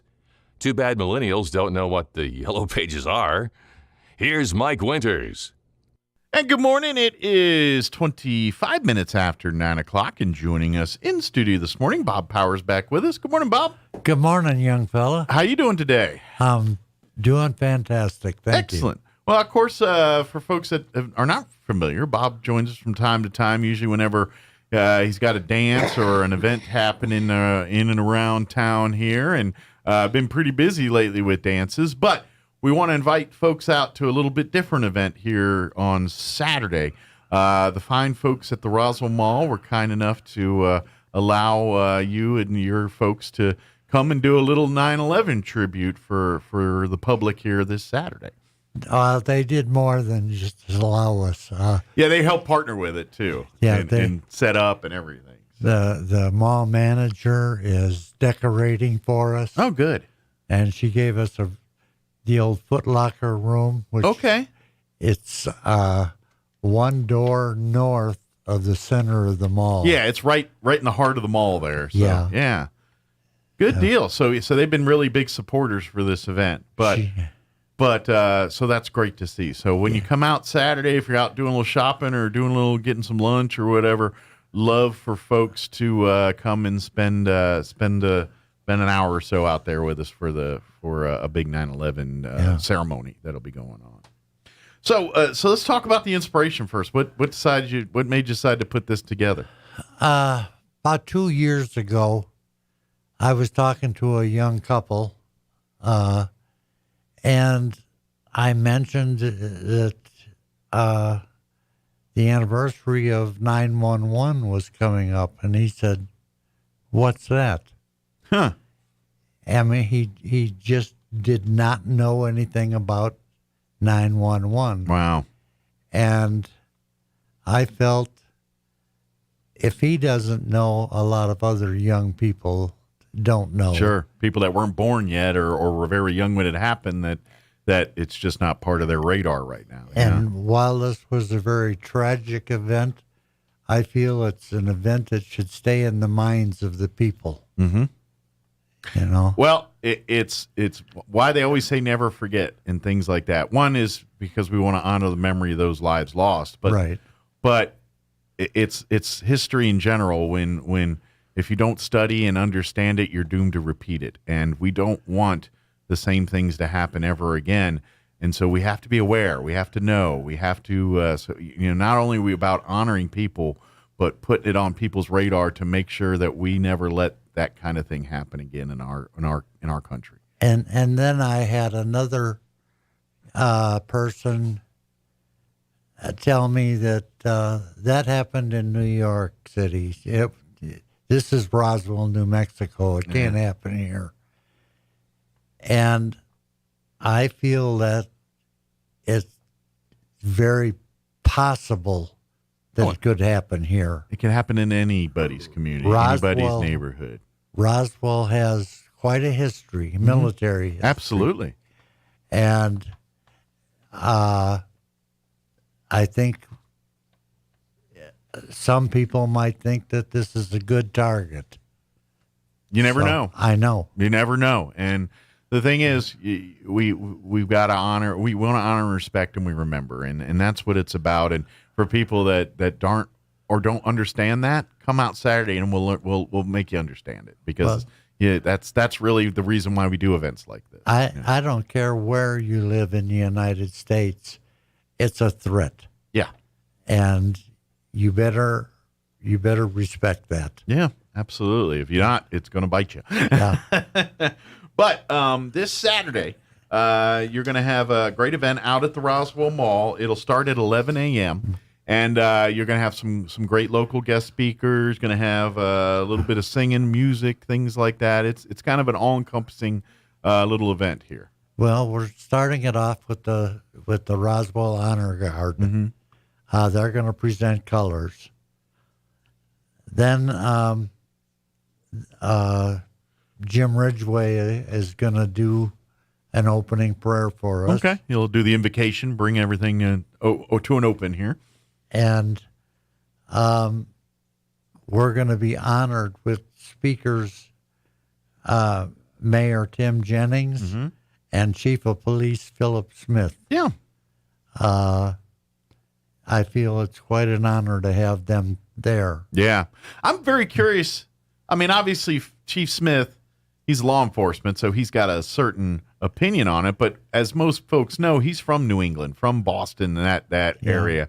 So I wonder if his perspective's a little bit different than people that grew up here. You know what I mean? And I don't know. I have never talked to him about that. Well, we'll find out on Saturday, I guess. Yeah. Here, you know. But the entertainment is going to start out with Roswell's sweetheart, Malia Juarez. Oh, cool. Very nice. She's Miss Teen New Mexico volunteer. Nice. And she's kind of all over the place. She's very busy volunteering, hence the Miss Teen New Mexico volunteers. And and she's very deserving of the attention because last year she put on about 500 hours of volunteer. Oh, wow. And this year, I don't know how many hours yet, but I know it's a lot. Absolutely. She's definitely someone for young people to look up to, and hopefully some of her hard work and great qualities rub off on people. She's so busy volunteering that her mother had to get a woman just to book her. She getting so big, she needs assistance to help. That's great. Yeah. That's great that she's able to do all this stuff. So, but she'll be one of the speakers, and kind of helping to open things up on Not speakers. She's going to perform. She's singing. Okay. No, she's dancing. Oh, nice. Okay. What kind of dancing does she do?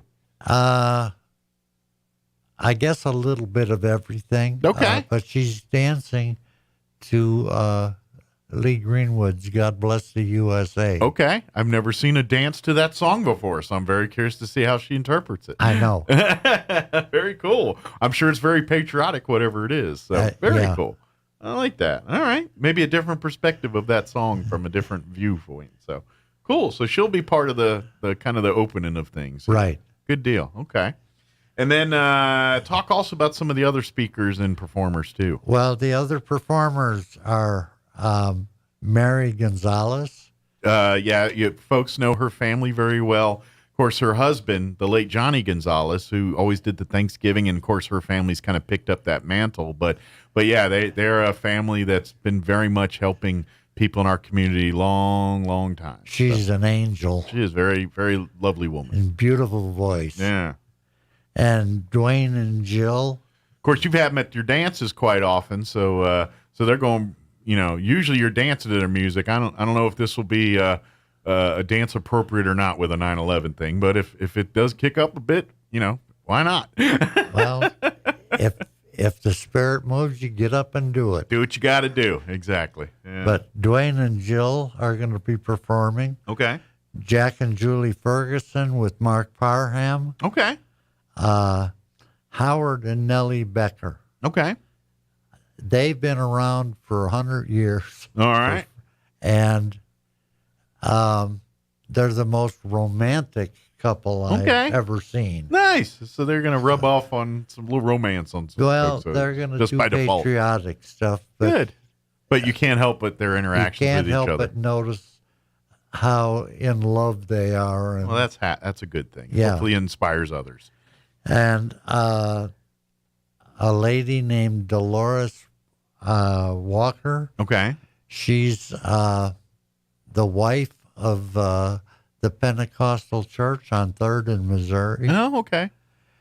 And so she probably sings there at that at the church there a little bit too, I'm guessing. Well, she's probably in demand everywhere. Yeah. She's got a beautiful voice.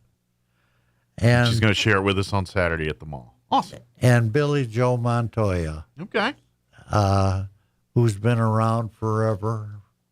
He used to perform up at Cattleman's. Okay. On weekends. And okay. Billy's very good. Good. So very much some great quality artists, and they're all doing their own little tributes to 9/11 through music. That's great to hear. So. And I started out telling people just patriotic music. Mm-hmm. I mean, they're all so used to doing gospel music. Sure. And then I got to thinking, our money says, "In God we trust," and our Pledge of Allegiance is one nation under God. Yeah. So how can we leave God out of this? Well, and yes, but it's America. We're celebrating America as much as we're remembering the lives lost in 9/11, and it's all America. That gospel music. I mean, even your country and Western, all of that is the fabric of America. So to me, it's all in some way, shape, or form patriotic music. America was founded on one nation under God. Yeah, absolutely. So it's okay to have, and this is what people want to celebrate. And that's correct. That's what we're doing, and we'd love to have folks come out and remember that day and what happened, and hopefully maybe uplift a little bit and give folks, to gear up for the world we live in today and take notice and be an active, positive role model in today's world. I know there's a lot of things going on that day. There's a car show. Yeah, there's a couple car shows, a car show, barbecue cook-off. There's a lot of stuff going on Saturday. But in my opinion, this is a very important celebration. Mm-hmm. Not celebration. And I think you could do all three. You play, you come by the mall and then go hit one of the places, go hit the other place. The other events are kind of more all day or longer periods, and you can just kind of cut away for an hour or so. Right. Come on out to the mall, enjoy some great music and singing, and hear some motivational speeches. And who knows, while you're there, grab lunch and do a little shopping, and then go on to the next event. Exactly. Yeah. That's the idea, anyway. Yeah. So, but just again, it's a free event. Doesn't cost you anything. Just come on out to the mall. Like you said, you're going to be where the Foot Locker was. They're right smack dab in the middle of the mall, pretty much. And so if you park like in the middle there and then go through that entrance there, you should be able to go right up to it or right near it. It's one door north of the middle of the mall. Gotcha. So it's right there. So then you can get there a few minutes early, get you a good spot. Like I said, everything will get underway about 11. And then with the color guard officially starting things off to present colors, and then it goes from there. So. Yes, sir. Good deal. I would imagine in between the music and things is when we'll have our mayor and our police chief and some of those folks speaking to the audience members. Not between. At the beginning? At the beginning, Very yes. good. All right, so talking and then music.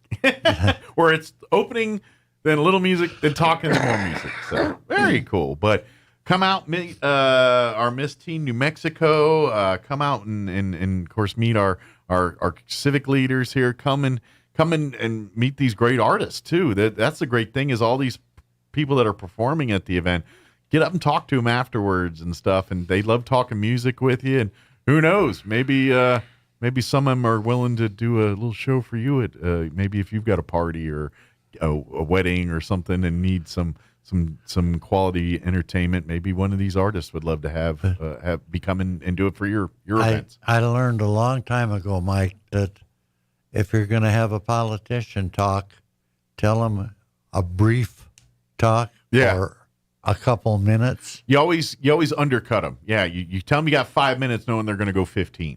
Yeah.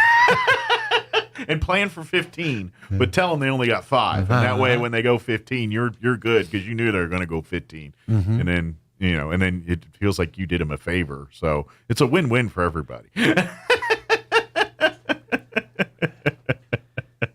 So it's a good tip. Yeah. But, of course, if you have any questions about anything, you don't hesitate to call Bob, or if you're looking to maybe get involved in future events with Bob here on some of these dances and things.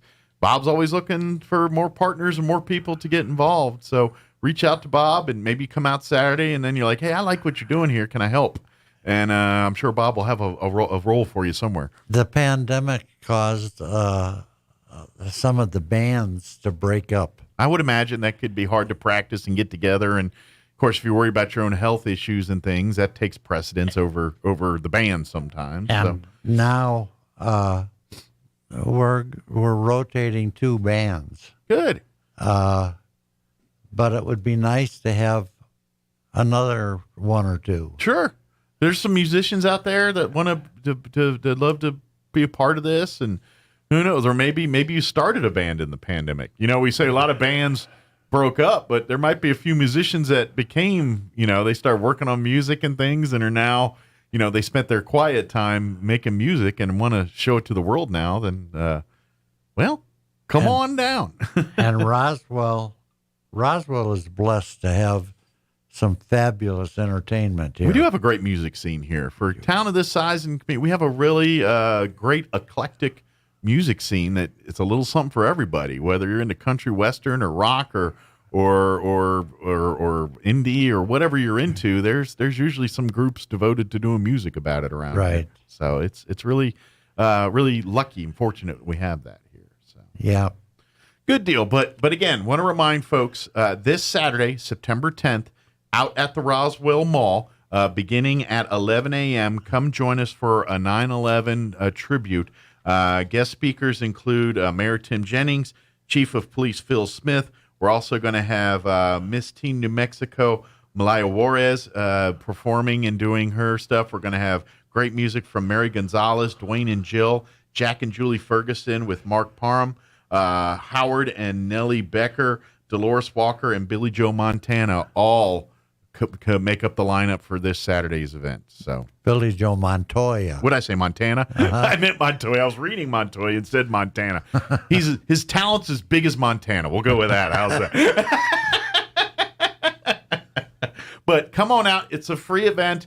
Come celebrate and remember with us and celebrate the great things that this country represents, and remember those that paid the ultimate price on September 11th. And that's the thing too, is remembering those first responders, remembering those people climbing up those stairs, knowing they might not come back, and many of them did not. And to do that anyway, that's something you can't just put an amount of appreciation on something like that. Well, Mike, it's a very tragic event. It is, absolutely. And it's one that I'd really like to forget in some ways, but it's important to remember. It's one of those things, you want to forget the day because of the tragedy, but you want to remember the human spirit that came from it. Exactly. You know what I mean? That love of country, that love of humanity, that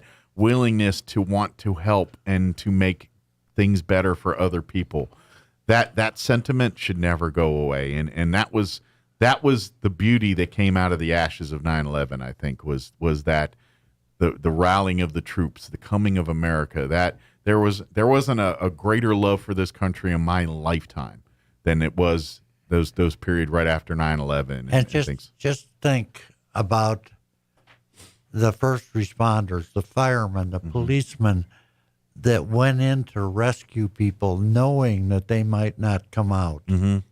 Yeah, it's that's, I mean, and it is the job, and they do this every day, but come on, to a person, and you're in that scenario, and they're like, look, especially when the first tower comes down and they're still going up the second one trying to get people, you know what I mean? You're like, you're just looking, it's like, look, this is probably a death sentence, but I got to do it anyway. Because if there's a chance to save a life, then I'm going to do it. And that's the mindset these people had going into those towers and going into the Pentagon, and those people in that plane in Pennsylvania that went down. Now, all the events that took place on 9/11, we are hardened and don't want to remember the sadness of that day, but we can never thank and celebrate the humanity that came from that event and what people did above and beyond the call of humanity for other people on that day. And that's the part we want to remember and celebrate. And there's been numerous times when I thought I would like to do something like that, but when it comes right down to it, could I do something like that? Yeah. I don't know. That's the question. We all think we'd like to say we could, but till you're put in that scenario, there's no real honest answer till you're there, and that's in my head I'm like, I think I could do it, but I've never put been in that scenario where I had to make that choice, and I hope to God I can. I hope I don't get put in that scenario, but if I do, I hope I make the choice to help others. I hope that scenario never happens again. Yes, exactly. So anyway, please, love to have folks come out, celebrate, remember, enjoy great music, enjoy the great coming together of people, honoring other people. Again, this Saturday, Roswell Mall, completely free. Come on out and enjoy some of our great local entertainers and get a great message and hopefully a message of unity afterwards. So, good deal. Did we get it all? Is there anything we missed, Bob, or did we cover it all? I think we covered it all. Good deal. And be on the lookout for more dances and stuff coming soon here too. I'm sure you got a few planned around the corner or in the works here. We'll have more to come on those as we get closer. Well, we're planning one where we're going to get you there to dance on the tables. Well, that's the problem. No one wants to come see that. You want to draw people, not detract them, and that might detract. You'd be surprised. We might get the whole community there for that. Yeah. Although I say that, but someone paid the Historical Society $1,000 to see my legs, so anything's possible. Thank you, Bob. We appreciate it. We'll see you on Saturday, okay? Thank you. All right, take care. It is 9:47. Let's get you up to date with local news, your Hannity update, Wall Street business update, and a few commercials to pay for lunch. Don't go away. We'll be back. You're listening to Mornings with Mike Winters. Now for your Pecos Valley News Update, I'm Jared Cirillo. Artesia police are asking for some help in finding a tree vandal. Over the past 2 years, APD says there's been more than $30,000 in damage done to the city's First Street Greenway project. That project has more than 350 trees that were planted as an entry point to downtown Artesia. The entire project was made possible through a combination of private donations and public grants. It's maintained by Artesia Main Street and the city. And the Artesia Public Library is spreading the word that September is National Library Card Sign-Up Month. The local library joining the American Library Association to celebrate the event by encouraging anyone who doesn't have a library card to get one. All you need to sign up for a library card is a picture ID and proof of your current mailing address. Children under 18 do need a parent or guardian present at sign-up. You're up to date. I'm Jared Cirillo. Your morning cup of Sean. This is the Sean Hannity Morning Minute. And there's an article today, and I read this, and it broke my heart. It was on oilprice.com. The way that Joe Biden is going to get oil prices down is to make the mullahs in Iran rich again. Quote, Iran is set to release 40 to 90 million barrels of oil as soon as the Biden nuclear deal is approved. So they'll free up billions of dollars of monies that they've not had access to since forever.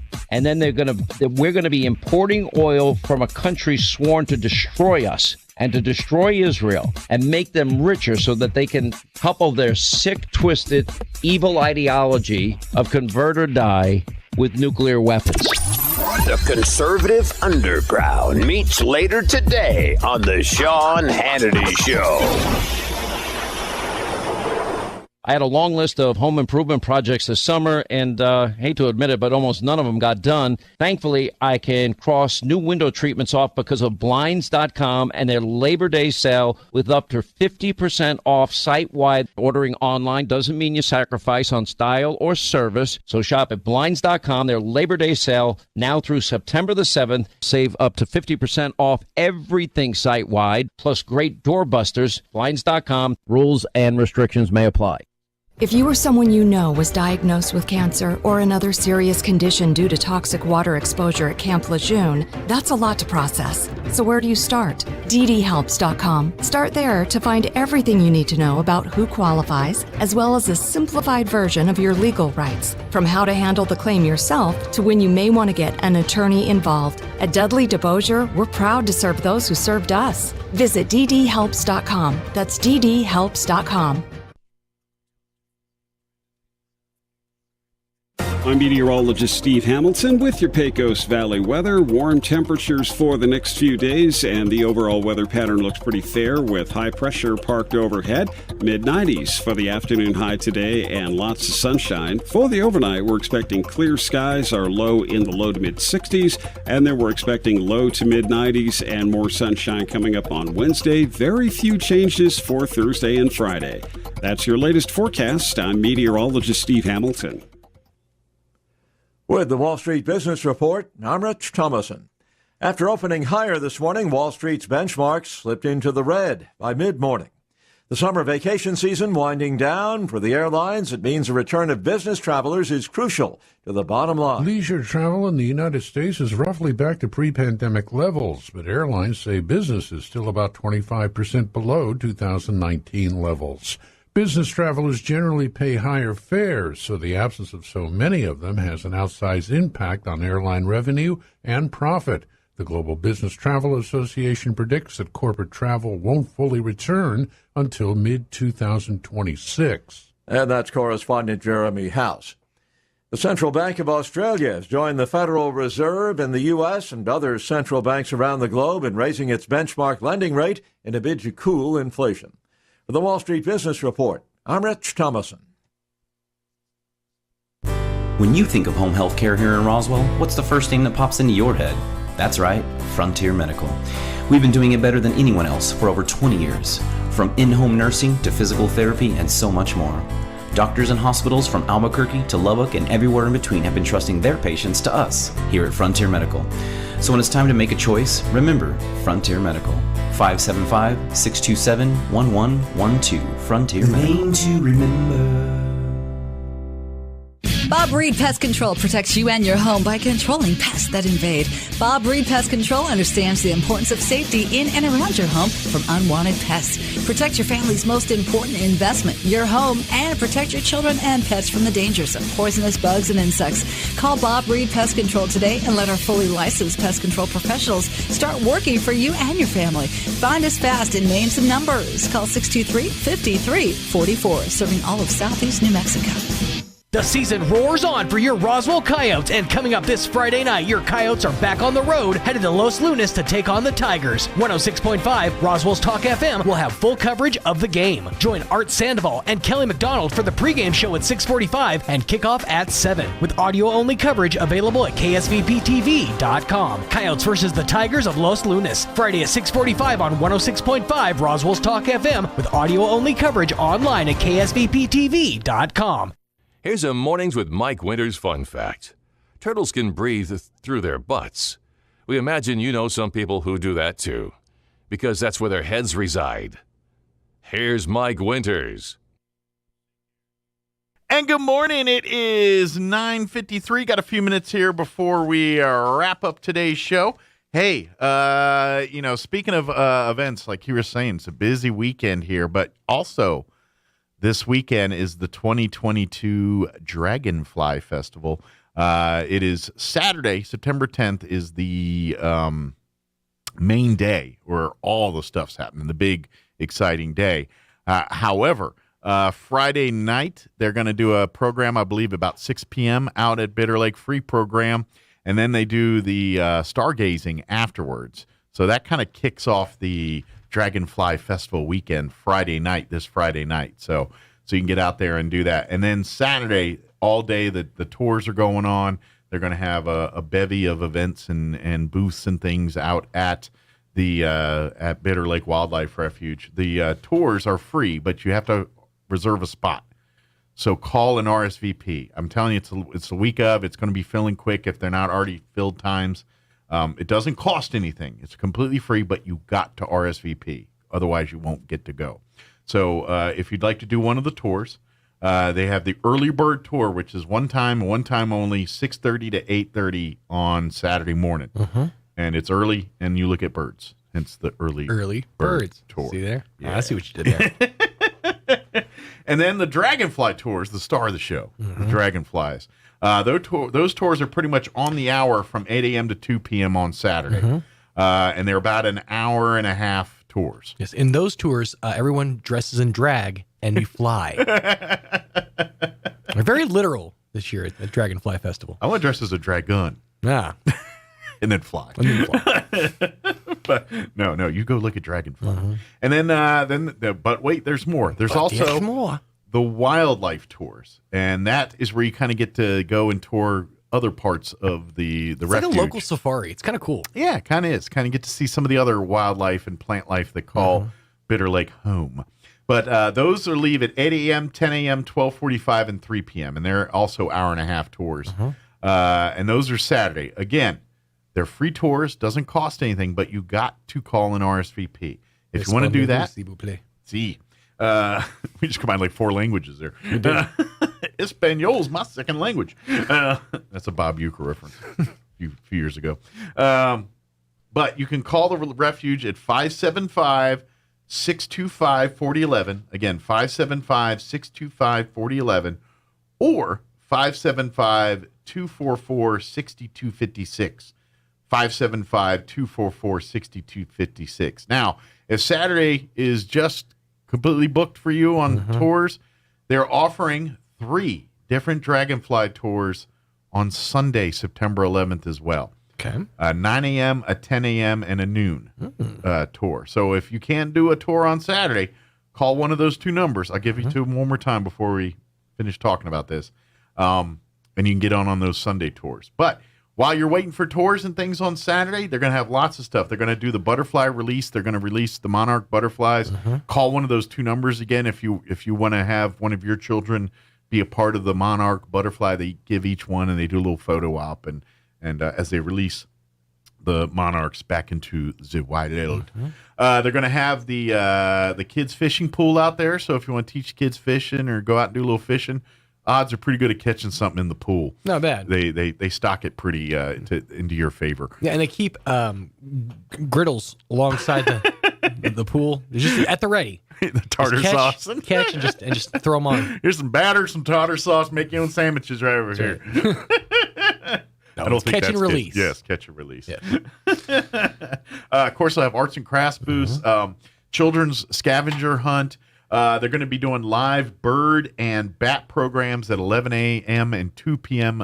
On Saturday as well. They're going to have, of course, their raffle for their quilt. That's kind of an annual tradition there. Friends of Bitter Lake puts together. So I believe Scouts will be out there with food and all that. It's going to be a full-blown Dragonfly Festival a la pre-COVID. Yes. Yeah. So it's just like that. But again, if you want to get a tour time or have any questions or want to get your child signed up for the butterfly release event, reach out 575-625-4011 or 575-244-6256. You can also go to friendsofbitterlake.org. Okay, that one, yeah. Or this fws.gov. That's www.fws.gov. And that's Bitter Lake's official page. I just said go and just Google Dragonfly Festival. Best way to find it. That'll work too. That'll get her done. Maybe put a 2022. Did you know that the initialism RSVP? Yes. 3 of those 4 letters is dedicated to the word please. What does it? Go for it. Respondez s'il vous plaît. S'il vous plaît. SVP. That's true. Yeah. So it's respond please, or let us know. Basically. All right. Yeah, but the 3 of the 4 that feels selfish. So is the R Spanish for respond? No, it's French. French. Yeah, that's what I meant. French. Respond. It's like I think it's like respond or notify. I just feel like respond. Respondez. S'il vous plaît. I mean, it just seems a little. Respondez s'il vous plaît. Yeah, it seems a little. Yeah, but they're putting fusion. They're putting a please there, and that please takes up 3 of the 4 letters. So yeah, it's doing the brunt of the work for you. So American it just say RP. Yeah, respond please. RP. I was going to change all my invitations to RP. Just tighten it up. American fries and RP. I'm taking it back. All right, we got to go. Yep. Have an amazing day.